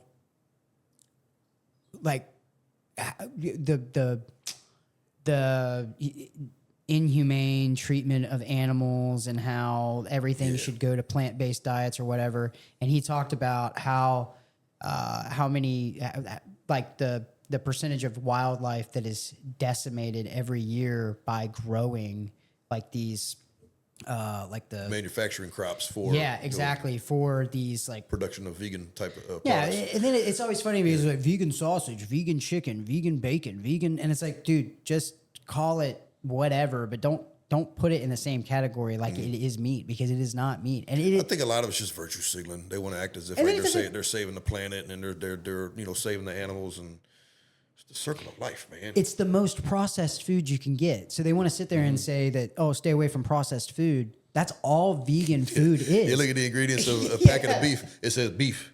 You look at a packet of like Impossible Burger. It's like the stuff I can't pronounce. Yeah, there's a Xenium gum, like Xenium gum, like that. Yeah, there's all kinds of stuff in that. So, but I mean, like I said, if somebody wants to do it for religious reasons, because of animal cruelty or whatever, then fine, cool, man. Do you, But the ones that are doing it because they think it's optimal for the health, they're just misinformed, being misled. Yeah, who's your favorite bodybuilder? I watched that documentary for I don't want to Schwarzenegger. Keep up. Yeah, I don't want. Oh, that was awesome. The one on Netflix. Yes. Yeah. So I thought it was cool how because it was in like 3 series, right? The first series was his childhood and growing up, and how he went to like Austria to Germany and made his way to the U.S. Then the second series was all bodybuilding. How he got into it was bodybuilding and then his acting career. So it was all just bodybuilding and how he just grew into this superstar. And then the third series was his political endeavors when he became like the governor of California. They went over his diet when he was training in that thing. Oh, it's wild, man. Oh my god, yeah. this dude. Yeah, the stuff back then, man. That I almost wish like I feel like I was born in the wrong generation. Like I feel like I should have been that generation where nobody overthought anything. Yeah. You know what I mean? They're just living life, man. They're just eating cows and chickens and just chilling at Venice Beach. There's not a care in the world, man. Yeah, dude, this guy. Freaking, what was it like? He's like, he had like cottage cheese and he's like throwing it in a bowl. Yeah. It's like, I eat this every night. Yeah, like, the movie Pumping Iron was what really put him on the map. Before, if it wasn't for that, like nobody otherwise really know who he was. And that's the generation that I grew up in was the 80s. As a kid, and that was the generation of action movies and superheroes. So that's what kind of got me into wanting to be a muscular, bigger dude, is because like back then you had it was Jean-Claude Van Damme, it was Arnold, it was Hulk Hogan, it was who's the other, Sylvester Stallone. So like that's what I grew up watching. Yeah. And then even the cartoons, they're all muscled up. He-Man with Skeletor, they're all jacked and ripped. Yeah. The Thundercats. So I just grew up. Either Ninja Turtles, these turtles got muscles. And so as a kid, I'm like, this is what grown men look like. Yeah. So I just thought in my mind that's how I'm going to be. And my dad, he lifted weights. He was kind of he was of larger stature, and he's the one that like got me into the gym to begin with. I got old enough to go to the gym with him, and then so ever since I was a little kid, I just kind of just self-indoctrinated myself into saying that's what a man should look like, is being a big muscular dude. Yeah. And granted, you don't have to be, but I mean that's just what I grew up. Watching, and subsequently, that's just how when men were men. Wanted to be. I mean, you watch movies nowadays, and men are SpongeBob. It's just different, man. Yeah, like the dudes that are in movies nowadays, it's like slender, kind of shredded, but like no muscle. But like back in the '80s, Jean-Claude Van Damme, freaking Schwarzenegger, and Sylvester Stallone. Like all the Hollywood stuff, they'll exploit like how great they should be. Oh, look at the abs on Leonardo DiCaprio. Yeah. I'm like, what abs? Where are they at? Yeah. Like, did you not watch action movies in the 80s? Because them the abs, man. Yeah. No, that was my dude. It used to be my dream when I was like because I was kind of sheltered growing up. You know, I grew up in a pretty religious home, and but Rocky 4 was like my jam. That was the one where he fought the Russian, right? Yeah. Dude, Stallone got freaking shredded for that. He was only eating there at the end, like, I think they said like oatmeal cookies, and he was only allotted a certain amount, like, and he was having to do handstands on the side of the set so blood would rush into his head because he would pass out. That's how shredded that dude got for that freaking movie, or at least that's what they said. But yeah, when you look into like those types of stuff, like, dude, back then, like you said, dude, it was the Wild West. They just ate. Like, just protein. They knew that that's what it took to build muscle. Yeah, nobody overthought everything, man. Everybody just tries to just overcomplicate things now. Well, everybody's trying to get rich off of things, into trigonometry, man. Yeah. Everybody tries to get rich off of it. Where I'm going to come up with a workout plan and, you know, and an eating plan. I'm going to put you on it, and now you're going to pay me freaking, you know, however much a month.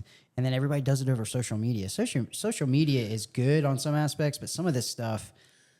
Yeah, it's a double-edged sword, and that's why I kind of got, you know, burnt out on you know, using social media as a way for client acquisition, is because there's just so much garbage out there where it's all just becomes about clickbait and a hook and selling these ideas rather than something that actually works, because they're more interested in getting followers and getting clicks and getting views than they are giving the information that's actually going to help people. You know what I mean? And so that's what kind of just like, it's just a cesspool of perceived authority of people who maybe look like they know what they're doing, you know, but at the end of the day, like it's I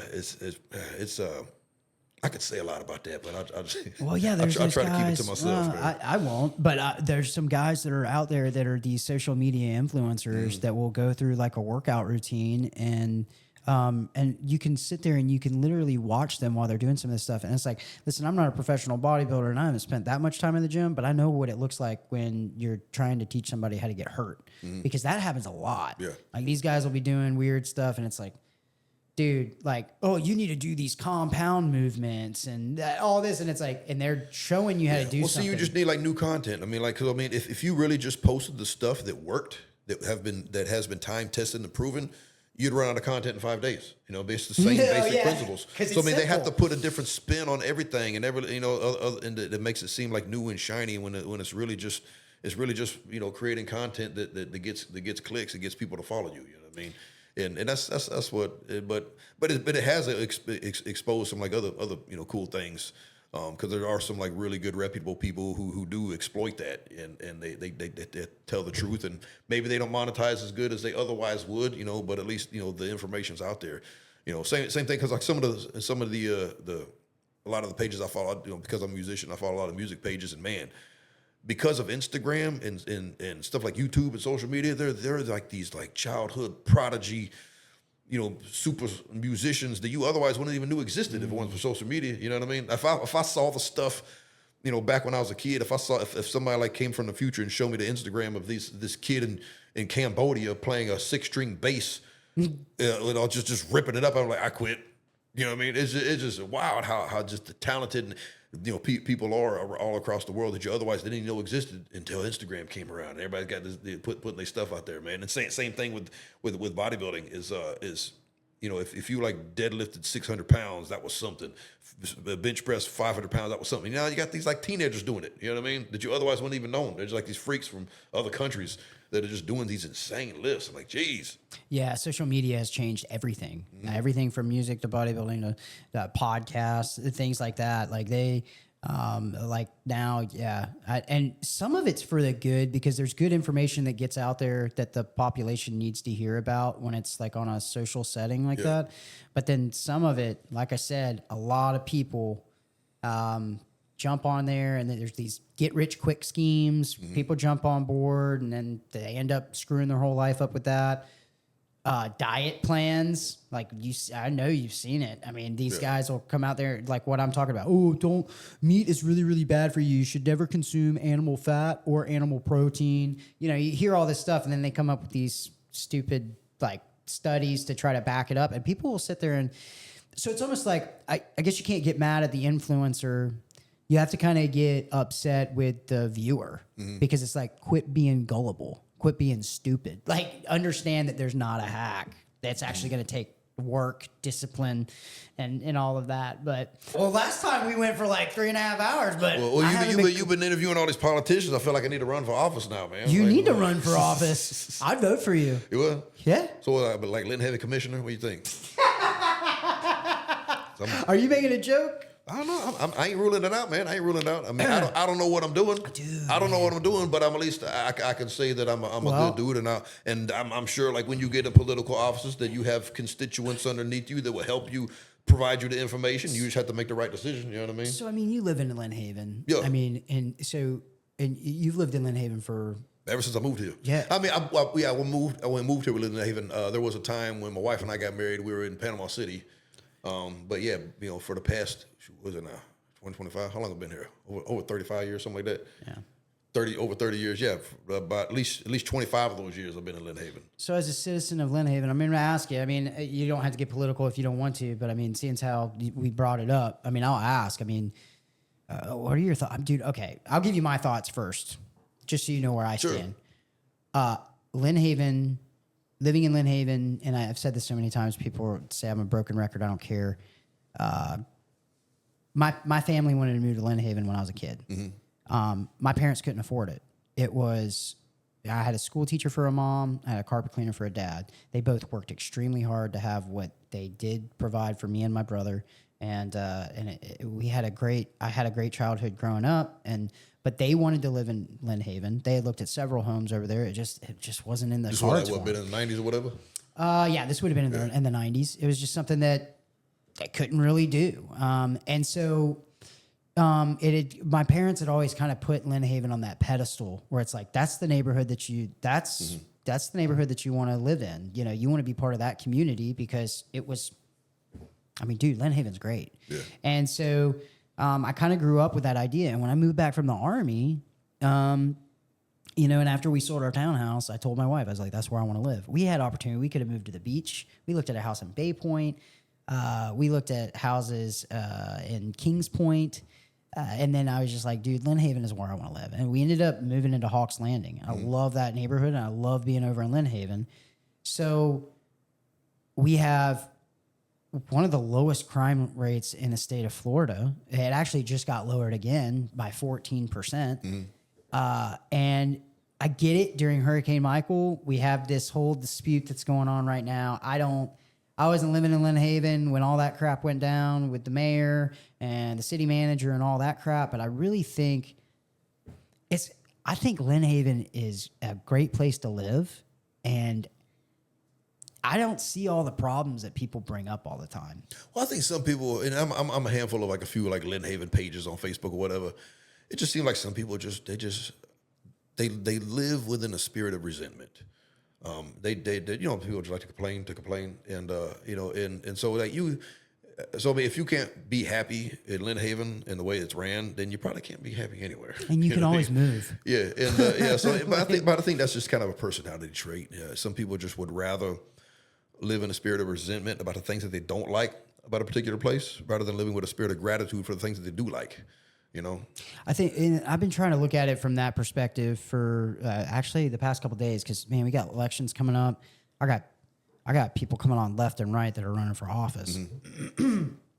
But it's like, I'm really having to look at things from the aspect now of like, if you wake up every morning and you just want to complain about where you live, you're mad with the police chief, you're mad with the city manager, you're mad with the mayor, all the commissioners are corrupt. If you wake up every day and this is just your thought process on where you work or where you live, then, well, it also applies to where you work too. Yeah, or where you work. Yeah. Then get up there and make a change. Yeah. So many people complain about problems, but never want to do a damn thing about it. Yeah. That's one of the downfalls of not only our community but our country. Yeah. And they get that grass is greener mentality, and so they either move somewhere else or get a different occupation. And they're like, oh, this place is kind of messed up too. This place, believe it or not, you can make problems anywhere. Yeah. There will be no perfect place and everything. No, but I was curious. I mean, I'm just like, I mean, how do you look at Lin Haven? Like, it's still a great place to live. Yeah, I love Lin Haven. I mean, but it's kind of hard to say why particularly, because like I said, I'd have to live other places to compare it to, which I haven't really, So that's where I've lived. Like literally like 75% of my life. You know what I mean? So it's kind of hard for me to say I like it because it's better than this place and that place because of this, that, or the other. You know, but maybe that's just me. Maybe I can find happiness and contentment anywhere I live. You know what I mean? I don't know. That is. But I like the fact that and I love the beach. I don't know if I would want to live there. Again, it's one of those ideas versus reality. The idea of living at the beach may be more exciting than actually being on the beach because then you're dealing with the traffic all the time. I like the fact that Lin Haven is smack dab in the middle of being 20 minutes away from paradise versus 20 minutes away. I'm in the woods in the middle of nowhere in God's country, you know, like hunting and shooting my firearms off of my dad's shooting range off of Highway 20. You know what I mean? Yeah. And so it's like perfectly planted in the middle of these two extremes where I could be, you know, submerged in the beach or just completely lost in the woods. And it just seems like it's a beautiful place. Like all the parks and stuff, like the things that have happened in the past 5 years, you know, with all the renovations to these parks and everything, and what they're doing. You know, I drive by the city hall every day because I live like in the country club right off of 9th Street, and so I'm driving by is that Kensaw Park? Not Kensaw. Yeah. Kensaw's on the other side, on the west side of the highway.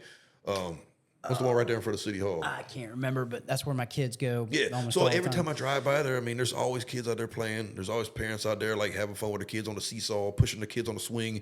They got concerts out there the weekends. I mean, they got stuff going on. You know what I mean? It's not just some little okey doke, you know, thing. Like there it seems like there's being effort put into making it a better community. You know what I mean? Everybody's friendly. That law enforcement's friendly. The police department in Lin Haven is by far, I believe, the most professional in our county. Every single time I've had conversations with them, it's always been yes sir, no sir, smile. Always give me like that time of day. They respect me.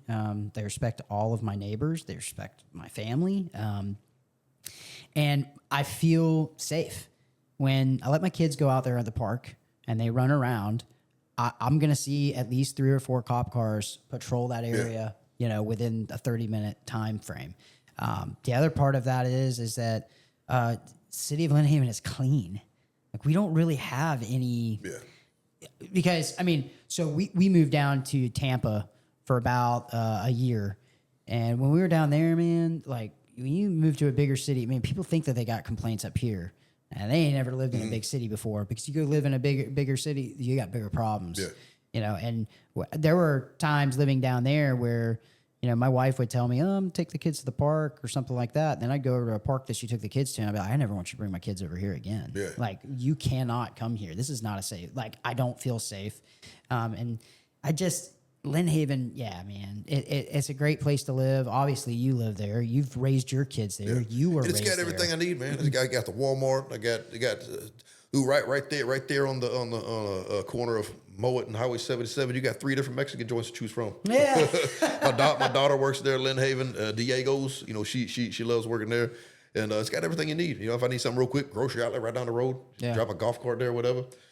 I did have an incident with the police though. Did you really? So check. It's kind of a funny story. It wasn't their fault. You know, they were just profiling, which is part of your job. You know, some people look a particular way and statistically do certain things. Yeah, you look like a prisoner.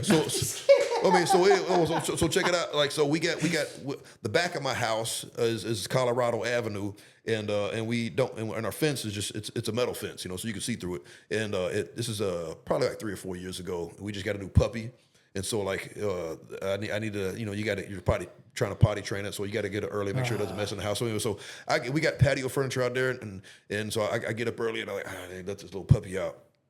So, and the police patrol my neighborhood all the time. And so I'm getting up, I'm halfway asleep. I'm just in basketball shorts and like a pair of socks. I ain't got a shirt on. I'm tattooed. I mean, I'm tattooed from my neck down all the way down. Yeah. You know, so looking the way that I do. And so I'm like, the dog's kind of sniffing around doing his thing. So I lay down on the patio furniture. You know, I'm just laying there waiting on my dog to do his thing. And I see a officer patrol. He drives by on Colorado and looks at me and just keeps going. Then he drives by again. And then I see him back up into my neighbor's driveway, and then goes the other way. And then about 3 minutes later, my wife, you know, she opens up the door. Well, she's halfway. She usually sleeps late, so she opens up the door, like still like, you know, fresh out of bed. And she's like, looks at me and she goes, and shut the door, walk back in. I'm like, real quick. I'm OCD as a mofo. okay. Anyway, so yeah, so she opened the door, looked at me, and then went kind of like that, and just walked back in.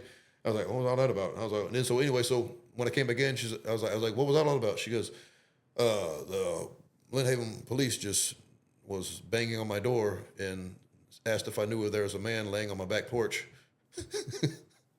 I'm just at my own house, man. I just stay in my own house, let my dog out, and I got the police thinking I'm just like some bum, like. like there's a guy that broke out of jail. Yeah, well, here's the thing, though. Coincidentally, and I can't blame him. And I'm happy that they're patrolling the area, yeah. and they're doing their job. They're trying to make sure the residents are safe. So I'm cool. I ain't got a problem with that. Whatever. It's my choice that I look like this. You know what I mean? So whatever type of consequences come down because of that, that's my fault because I chose to look like this. So it ain't his fault. But coincidentally, like just a few years ago, our neighbor's house, there was this riffraff that was running from the police or somebody and jumped over their fence and was hiding in their backyard. So it has happened before, And so I can't blame him, but that's just kind of a funny little story. I got a hold against him or anything. He's just doing his job. That's cool. No, I've had the same thing happen. It's amazing. Tattoos have come a long way. I don't think people look too much into them nowadays. Obviously, yeah, you're inked up like a mofo, but I've had my own issues with that. It still does kind of have a bad rap with certain people where they think that you're like this rough person. That's the reason why I showed a picture of you to one of my wife's friends. Yeah, I was like, yeah, he's coming on the podcast. She was like, oh my God, like. And I looked at it, I was like, dude is the nicest guy you will ever meet in your life. And if you look close at my tattoos, everything that I have, it's either a tribute to my family or my faith in God. You know what I mean? I got Bible verses on me. I got my kids' names. I got my wife's name. I got the Bible verse from my wedding with the Cymbidian orchins for the flowers of our wedding. You know what I mean? So if you actually knew the meaning behind them, you would think that I'm just. You would know that I'm just a big softie. Yeah. And that's I said that. I was like, this dude's the nicest guy that you ever meet in your life. And she was just kind of like, oh, okay. And I was like, yeah. I mean, he plays music here, and he's a man of God. And it's like, okay, like it's just, but it is funny how you get judged by that. But sometimes it makes other people feel more comfortable. Because in my line of work, I've had. Just even like sometimes people have reservations about hiring somebody who is heavily tattooed because of the perception that other people might have on that business. Yep. But I can't tell you how many times I've been on scene treating a patient and they complimented my tattoos. Yeah. So a lot of people appreciate it. Yeah. And also because I treat patients of all walks of life. And so when people have piercings or tattoos or whatever, and they see somebody who is helping them that looks like them, sometimes it makes them feel a little more comfortable. You know what I mean? Well, because they know that I'm not judging them because of the way they look. Because look at the way I look. That's a good way of putting it. Yeah, no, yeah. The tattoos definitely have had a bad rap for a while. I always make the joke when people are like, "Oh man, you got sleeve tattoos," and I was like, "Yeah, it was a pretty good idea when I was sending lead down range, but now that I'm home, like people have a problem with it. It's just like that. But I mean, it's also like." Look, not everybody walks the same, talks the same, and looks the same way. And you can't judge people. And that's a good thing. It's absolutely. Beauty and diversity, man. Yeah, dude. If everybody looked the same and if everybody talked the same, and if everybody did the same thing, then the world would be boring. We'd be communist. Yeah. That's one thing I like about America, man. There's no more diversity in any country other than America. We're like the true melting pot. Yeah. And I'm not going to get too political on that one, man. But no, get political. I feel a lot more confident in being an American right now. That's for sure. But we got the right guy in there, I think. So we'll find out. But yeah, we talked about Lin Haven, but Panama. So, what fire departments have you worked for? They've all been. I've all been Bay County. I've been worked for Bay County Fire Rescue since 2010. I'm going to 15 years now. I've never been with any other department. So, is it 20 years? Is it 20 years and you can retire, or? Well, so right now, FRS Florida State retirement for high risk is 25 years. DeSantis just passed a bill to make FRS high risk 20 years. He's passed it. It's just got to go through some other type of level of government, either House or Senate or something like that. But it looks like it'll pass. So yeah, if that's the case, I could collect full retirement in 5 years. which is pretty sweet. Yeah. I mean, I'll probably keep working because in 5 years I'll be 47. That's too young to stop. So I'll probably join the drop or whatever. But You'll still do firefighting? yeah. Really? Okay. I'm going to ask a dumb question. How old can you get before you start? Man, there's a dude that got hired on with me 15 years ago. He was my age when he got hired on with me. And he just stepped away after 15 years. He had time in with like Panama City Department a while back. Let him. So he had been with other departments before. But yeah, so he was in his 60s. So again, yeah, it depends on how well you take care of yourself. You know what I mean? And so like me, I'm very proactive about my health and my functionality and everything. So I with the way that I take care of myself, I don't see why I can't do this for another like 15 years if I wanted to. All right, so I'm going to ask it. What's the craziest thing that you've seen? Oh, I can't ask that one. Well, I mean, it's. I don't mean like gruesome or anything, but like, I mean, so I guess one of the things that's kind of interesting, it's like when I think of firefighting, I just don't feel like there's many fires here, and maybe it's just because as far as like our call volume goes, I'd say like structure fires and woods fires are maybe 10% of what we go to. But mainly it's just first responding to like accidents and stuff. Yeah, it's mainly just we'll do the vast majority is medical calls and lift assist when people fall, need help off the floor, or motor vehicle crashes, smoke investigations. If there's smoke somewhere, we go figure out where it's coming from, what's going on.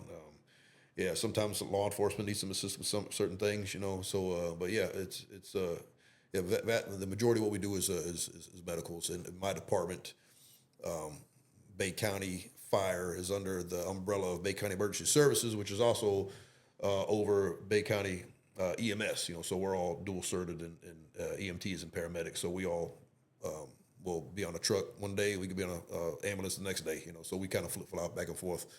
So you can be on a fire truck where you just run to a call, run back to the station, or you can be on an ambulance where you run to a call, transport a patient, and maybe go back to the station, but you're probably going to get, called through something else. Sometimes the EMS stays so busy that you don't even see the station. You go just from one call to the next. It was particularly around spring break. Yeah. So I'm going to ask it. What's the craziest story you can tell that? Man, you should. After over 15 years, I got so many. I mean, I would have needed some notice to think about it. Well, give me a funny one. So see, the funniest ones are also the inappropriate ones. I see lots of private parts. I see lots of dookie. You'll be surprised, like how many people. Granted, I can't. I'll probably be like laying around in my house butt naked too when I die, But how many people are just like don't wear clothes around their house? Well, so my wife. Full disclosure, my wife and my kids are out of town right now for like a week, and this morning when I got up, I didn't wear any clothes when I walked out of my kitchen. It was the first time I've ever done that in my entire life. I noticed it when I got out there and I was fixing a cup of coffee, and I was like, I've never been to a nudist colony, but if this is how it feels. Yeah, sign me up. Yeah. I feel a little vulnerable at first, but then after a while, it's kind of empowering. Like freedom. Yeah, so I don't know. I mean, it was pretty drafty this morning. It was a little cold. Yeah, but if there's a medical emergency and you know that help is on the way, you would think you'd put some pants on, but some people don't. Oh! It was one of those. No, I'm saying you'd be surprised. They called you and they didn't have clothes on when you got there. You'd be surprised. Like, I mean, and it's not just like isolated. I mean, you see lots of negative people. No shame. But you know what? I'll probably be like that when I'm old too, man. I probably got no shame either. What up? That's insane. I had a conversation with somebody about the no alcohol on the beach thing. You used to be off of Thomas Drive, right? Yeah, I've been stationed there before, and also west of the beach, which kind of blows because it can ruin things for the locals. It did its job, you know what I mean? Because things were getting lawless out here for a while, and so they made that law, which is kind of hard to enforce because you can just put alcohol in just another container. I mean, you're not going to go check all the containers, you know what I mean? But it did its trick, you know what I mean? It ain't nearly as wild as it used to be, But what kind of blows is my wife and I. Granted, I don't drink at all. I stopped drinking a while back. Not that I had a drinking problem. It just doesn't serve me, But there was a time where we did like to go to the beach on March 10th because that's our anniversary. It's coming up here soon. March 10th, coincidentally, is in the middle of spring break. So when sometimes for your anniversary, you want to go stay at a beach house or something like that to get an Airbnb out there. But when we go stay during the anniversary, it's spring break. You know what I mean? So, but so it is kind of sucks for the locals that do want to kind of just go there and have and responsibly have one drink while they watch the sunset. You can't do it. You know what I mean? Yeah. But what I was going to ask you about the no alcohol on the beach was, did it deplete calls that you guys originally had? I don't think directly, but more so indirectly, because I think we just got less knuckleheads out here now, which subsequently just means, less calls, less emergencies. Yeah. Somebody had Zach Heckman. I don't know if you know who that is. Yeah, he's stationed at Thomas Drive. Yeah, he had given me a story. He goes, well, this is why the alcohol on the beach was a good thing when it came to emergency services. He's like, during spring break, you'd have these freaking knuckleheads that would come down here. They'd step on a piece of glass out on the beach. They'd be bleeding out all over they'd be bleeding all over the place. They need stitches. They call EMS. EMS gets there to help a drunk spring breaker that cut their foot that really just needed to suck it up and walk to the car to get to the hospital. But you would be doing something like that, helping someone like that, but someone's having a heart attack in the high rise right next to it. And it's like, I could have been up there helping somebody that actually had an emergency, and I was down here screwing with you. That was one of the things that he gave to me, which was like this argument where I was like, you know what? I mean, I guess I get it. I don't think it really impeded on anybody's rights. It's more just like, hey, dude, and I get it. It was, the whole thing was to push out the spring breakers. I mean, we could play the word game all day long and try to say that that's not what it was, but it definitely 100% was. So that's the reason why I asked, did it really lower the call volume on emergencies during the month of March to get rid of alcohol? That's what I was asking. I mean, I think it just lowered the amount of knuckleheads coming here, which subsequently, lowered it. But if we had the same amount of people coming here, and that was the only difference, is that the same amount of people were coming here. The only difference is they weren't drinking on the beach. I think a call would be the same. I just think it's lower because there's less people here, because people are deterred from coming here because they know they can't drink on the sand. Yeah. And I'm sure because of, I don't know if that had traffic accidents probably has been lowered by a lot. I mean, like you said, not really, man, because there's just so much road work that just messes people up that aren't local here, and so I mean, if you're a local, you understand. Okay, they got construction coming up here. I know that the path of this road does this and this and this. Whereas somebody new here doesn't know that, and maybe especially if they've been drinking beforehand, and so I think there's probably. Well, I'll probably respond to the same amount of motor vehicle crashes, now that we used to. So I think just based on this conversation with you, we should just bring back alcohol on the beach during March. Hey, when it comes to social things, man, I'm pretty centered. I'm pretty libertarian. Just do what you want to do. I don't care. Just as long as it doesn't infringe on somebody else. You know what I mean? Oh my God, dude. That's like how do you feel about this? Because being an emergency responder, do you remember, I think it was a couple of years ago, the guy out at the beach that was on the boogie board during double red flags, and they had the helicopter that came in, and they were all above him, and then he ran from the cops when he was coming. They were trying to arrest him because he was out. Do you remember that, Kendall? I know him. Oh, you know the guy that... I went to high school with him. The guy that ran from him? Mm-hmm. So, like that... I don't know the whole story. Well, I'm going to give you my opinion. If it's double red flags and you choose to go in the water, you're swimming at your own risk. If you were tethered to a flotation device, you're technically within the setbacks of the laws, from what I understand. I'm not the police, but from what I understand, as long as you were tethered to a flotation device. And they were trying to say because it wasn't a surfboard. Okay. I guess I don't know what the actual statute says. It says flotation device. Okay, flotation device. So, unless he had a boogie board that was sinking, and it's not floating. Yeah. Well, when you brought up mainly a libertarian type thing, that's how I look at it. It's like you took your life in your own hands, and you went in the water. I don't think that it should be a crime and an arrestable offense. It's like, well, somebody's going to have to go out there and go rescue him, and you're putting other people's lives in danger. But my whole thing is I'm not going to say no disrespect to you, because I've had a job where my job was to always put my life in danger. Mm-hmm. So my whole thing is I knew the risk of the job before I took it. Mm-hmm. So, and the way that I am to understand it, if you're an emergency responder, if you see that it is potentially going to kill you to do something, you can not do it. So, I mean, I don't know how that works. I mean, probably with the firefighter, if you see a home that's just like, that thing is going to fall at any minute and I'm going to get stuck in there, you can choose not to, right? Yeah, well, we always have a duty to act. It's always, risk a little to save a little, risk a lot to save a lot. And that's always kind of at the discretion of the person doing it. There are people that will. I've seen people risk a lot to save very little just because it makes them feel like a hero. I've seen people be to the opposite extreme where they play it too safe when you could have expose yourself to more danger than you wanted to, but it was for a good cause because you could have saved somebody. It's kind of like it's double-edged sword. Yeah. So it's like we put firefighter safety first in an IDLH, which means like immediately dangerous to life and health. IDLH, that type of environment where you say the firefighter's life comes first, because if you get hurt, then you're useless. You can't save anybody. You know what I mean? So like it's like when you're in an airplane, the oxygen mask come down, you're instructed to put yours on first, because if you're not breathing properly, you can't help anybody around you.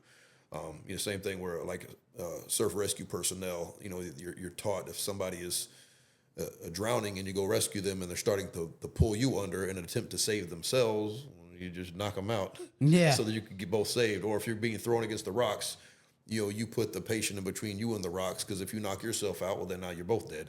So there is that element to it when you're in an IDLH situation such as that. Where the rescue's safety is comes first, because if they're not safe, then nobody's safe, But then there's other incidents where it's not an IDLH, where you put the citizens first, and that's what you signed up for.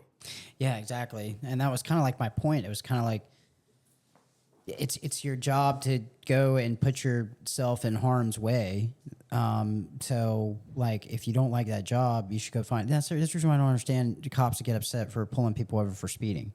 Cops will come up to you and they'll have like this attitude of like, oh, you're speeding. And blah, blah. It's your job. Like, it's your job to pull people over for speeding. It's your job to arrest people for breaking the law. If you don't like that job, then you should probably find another one.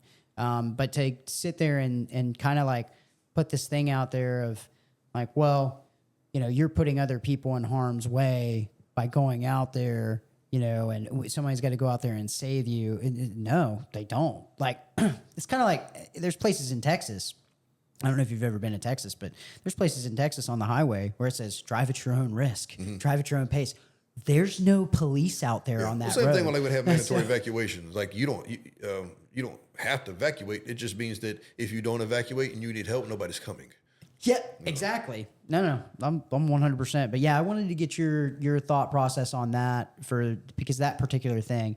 Yeah. My thought process is common sense, which is kind of subjective, I guess.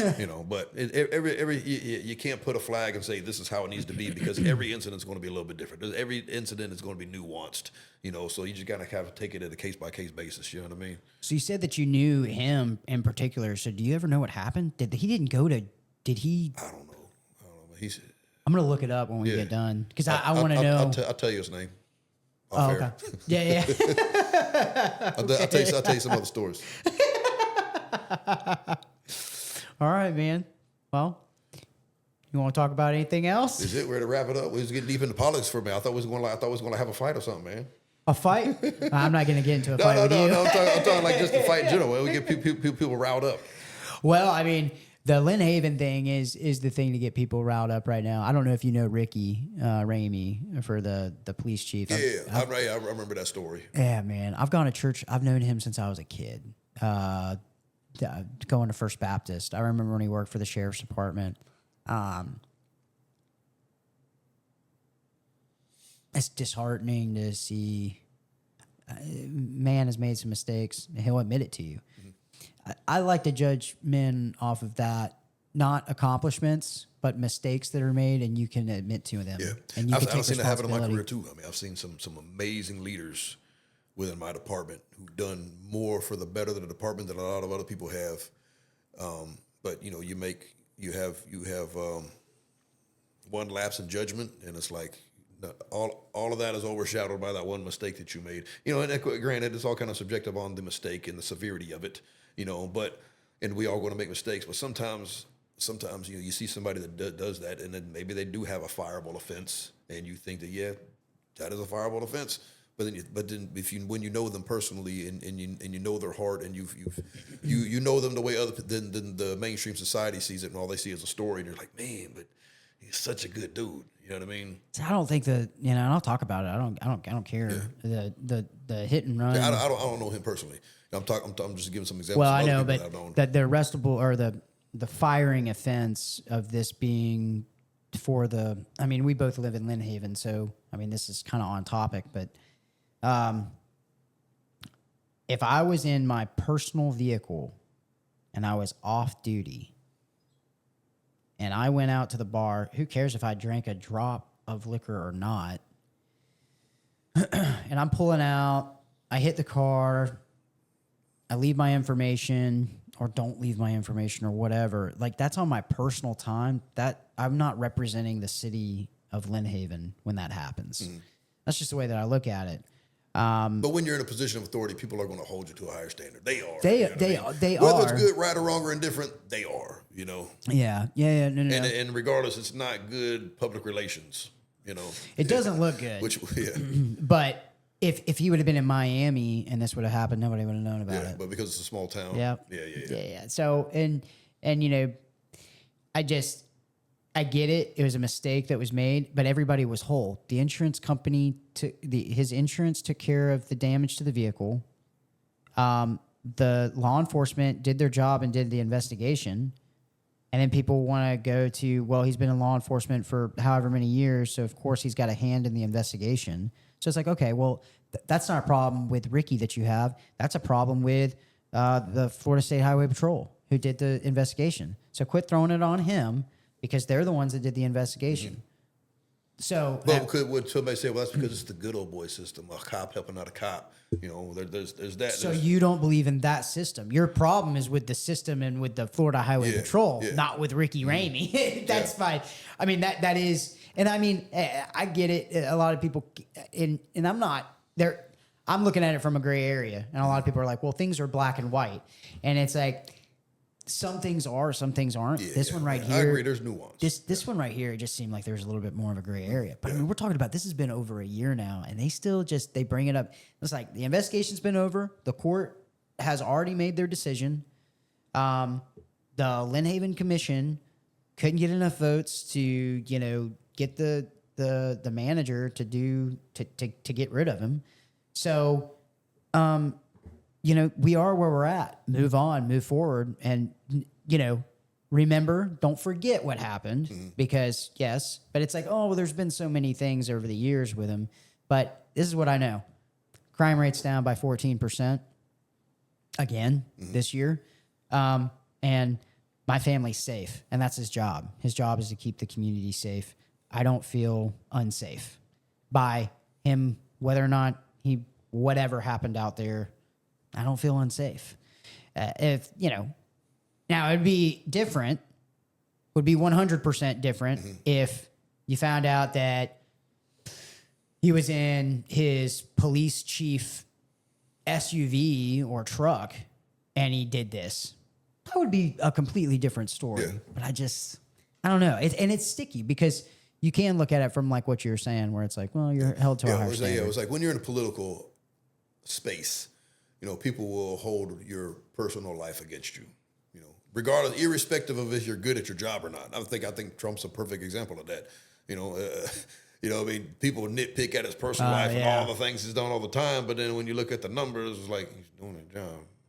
Yeah, I think that was one of the things that they brought up. It was like infidelity with Trump, and it's like, well, if he can't stay committed to his wife, his first wife, then he can't stay committed to the country.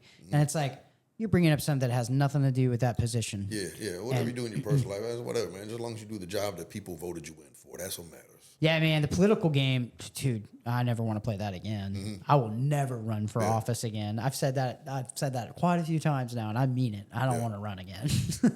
And different world. Everybody's watching you under a microscope. Yeah.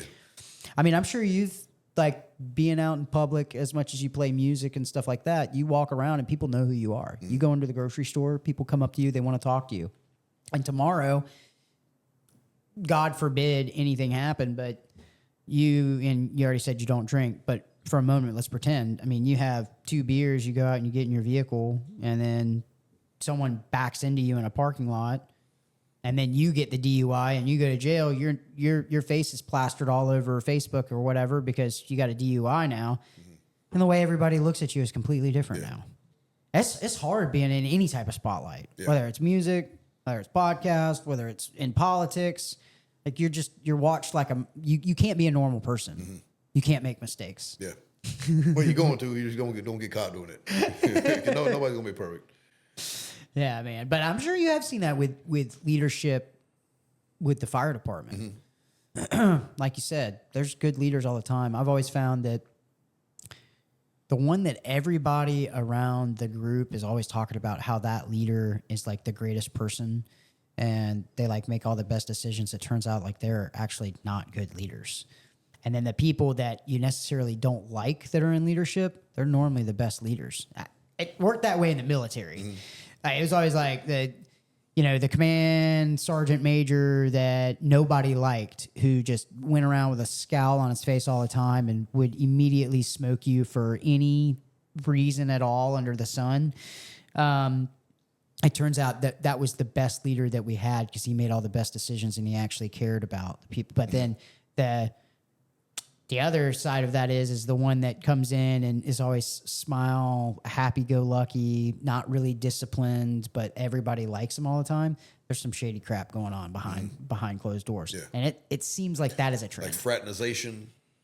Yeah. Well, I know a couple first sergeants that were fooling around with E3s. Down in S1 or S2, 3, whatever. We said shady things. That's one thing. The first thing that came to my mind. Fraternization. Yeah. Fraternize till I die. That used to be the thing all the time. So Hurricane Michael thing was just really being a firefighter, just any EMS or any first responder during that time. But the cool thing is about your job is when you show up, people are happy to see you. And I'm sure during that time, that was probably the highlight, where it's like somebody was happy to see that there was help that was there, and that's those times had to make you, those times are what got you through, probably, I would imagine. So, like, how does the equipment that's on like a fire truck during that time, you guys had more chainsaws than anything, probably. Yeah, we got several chainsaws. Yeah, pretty much every truck that we have, whether it's a tanker, engine, or a brush truck, has got a chainsaw on it, or some sort of saw, chainsaw or a K-12. But how much time did you guys spend clearing roads just to get somewhere? Yeah, that was good. That was a good amount. Yeah, that was first few days, and fortunately we had a lot of help from neighboring departments for like down south. We had guys that came up from City of Miami department who stayed with us in our station, and those guys are great, man. They were awesome. They knew what we were going through in our personal lives, and they knew that when we did have a day off, like we were probably working harder on a day off on our personal lives than we were on duty. And so like in the middle of the night, a lot of times our comms were down, so we had to listen to our radio because the electrons, they couldn't just tone you out of the station, so you had to monitor your radio all night. So nobody's sleeping when you do that. And so these guys, they actually said, "Hey, y'all turn your radios off. We're gonna run your calls for you in the middle of the night." So they let all the local guys, at least at that area, at that station, working with us crew, they let us sleep in. They ran all our calls for us. They monitored the radios for us. So it's cool when you get help from other departments who have down in South Florida who can empathize because they've been through it too. You know what I mean? Yeah, I imagine so. And so yeah, that's another thing. So there was no way for emergency calls to come into you guys. I guess I just didn't even do the math on that. If somebody was hurt, if somebody like was crushed by a house, thousands of pending calls. There were dispatchers that were on the phone with people when they were losing their life. They were Whenever comms did get back up and roadways were cleared, we had literally like I don't know how many thousands of pending calls that we had to go do well checks on to see, okay, what was this call about? Is this person still there? We were backed up. Yeah. But how many places did you show up to and it was just too late? Several. Yeah. You get sleep at night? Do I sleep at night? Like a baby. Okay. I mean, it's the job. You know what I mean? And I do. Some people they I guess they take homework with them, or I've talked to other firefighters who work in the field for maybe like just a couple of years, and they saw something that hit too close to home, like a pediatric death, and they have a kid themselves, and they just couldn't do it. But there's some people like myself. I've never had an issue being on a particular scene, seeing a particular incident that bothered me too much that I came home and I was just feeling weird. You know what I mean? Yeah. Typically, when I go home, I'm completely cut off. I'm present in my personal life, and I guess that's one of the blessings about how I operate my emotions. I guess I don't know. Did your wife and kids stay here during? No, they were going to stay here. Like I've never had my wife and kids evacuate ever until I was getting updates from our EOC, because they're the ones that they're privy to more information than most people, because they're with the state hurricane center or whatever it's called. And when it was like a Cat 3 or whatever, and the way that it was gaining speed, and it was projected that it could be a Cat 5 by the time I got here. And then I think at that point it's kind of too little, too late. If you were going to evacuate, you already left by now. But I think I told my kids and my wife like right before it landed, because it landed it was like in the afternoon, right?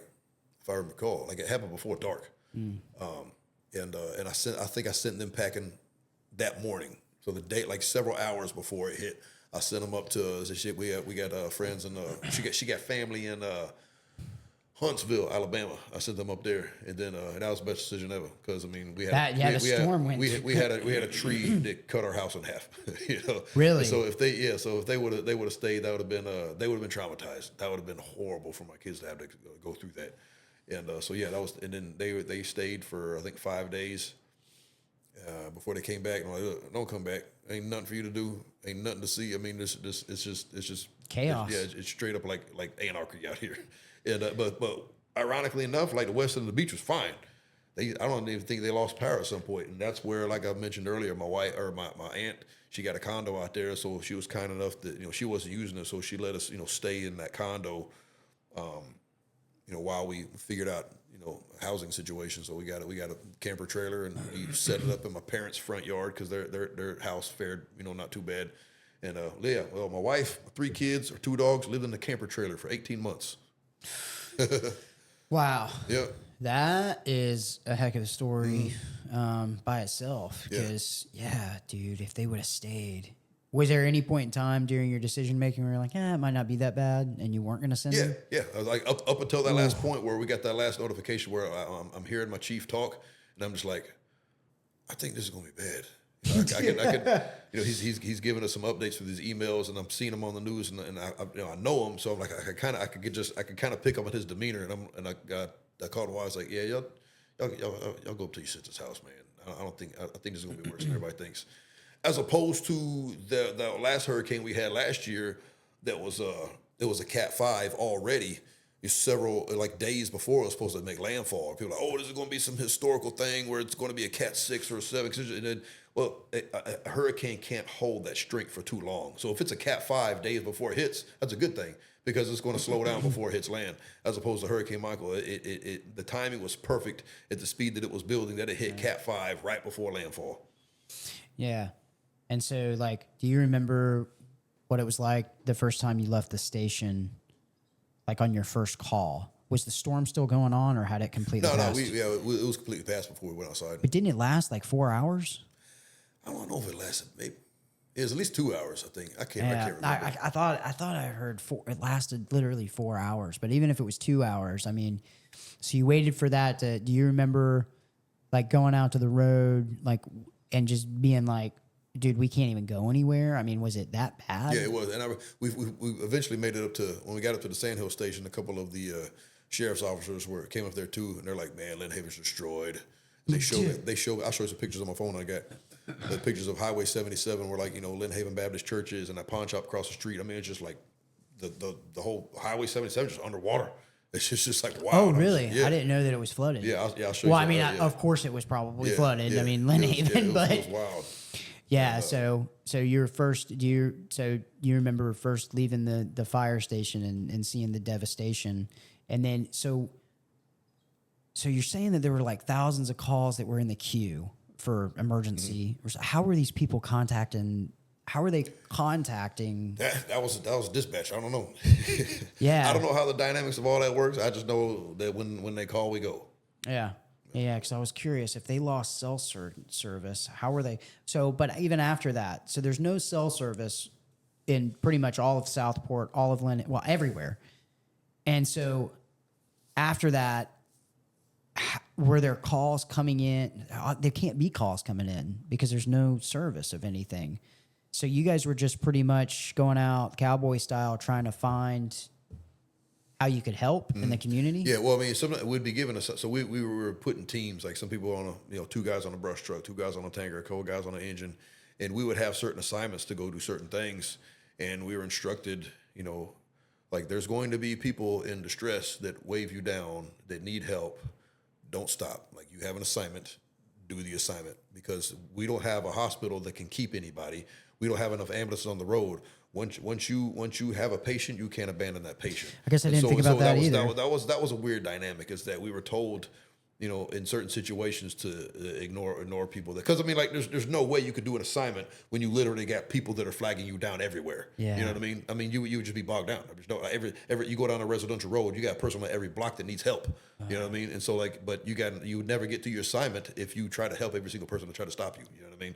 So that was kind of just a weird dynamic about it. It's like we were told just to keep on moving when people were flagging us down for help. So when you would go and find somebody that needed like actual like care, like hospital. Well, I don't know the dynamics of the situation because we didn't stop. I don't know how bad it was. I meant no. What I'm asking you though is when you would go on one of these calls and someone needed like immediate medical attention at a hospital, where were you taking them? We didn't own EMS. Well, EMS wasn't over. I think they were still with Bay Medical at the time, possibly. We weren't fully merged in. So firefighters were just firefighters.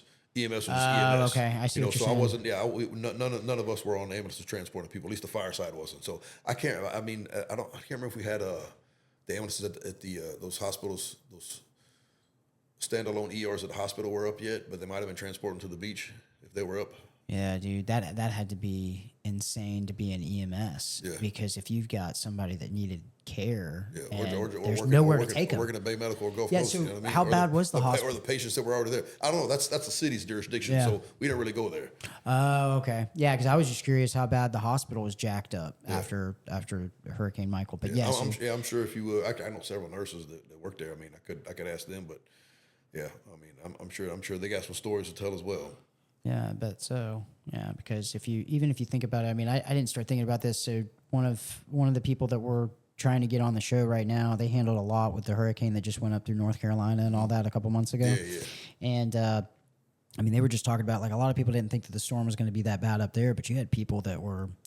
I mean, they're on oxygen. They've got like diabetes, and they need all this different get their medications. Yeah, exactly. And now people were stranded, and people were just dying because they didn't have enough, support to be able to get up there. So there's like direct deaths from the hurricane itself, like a tree falling on you, and then those indirect deaths because you can't get the medical care that you otherwise need to survive. Yeah. That was the thing. I mean, man, dude, that's some crazy stuff that you had to do for that, and it's got to be a humbling thing too, because now you look at life. Did it change your aspect of how you look at things? At the time, like I had a different perspective, but like I said, it's in the past. It's a blip on my radar now, so I really don't think about it that much. just like any other like weird call that I've been on. Wow. Which maybe it's a good thing. Yeah, probably. I'd imagine so. Yeah.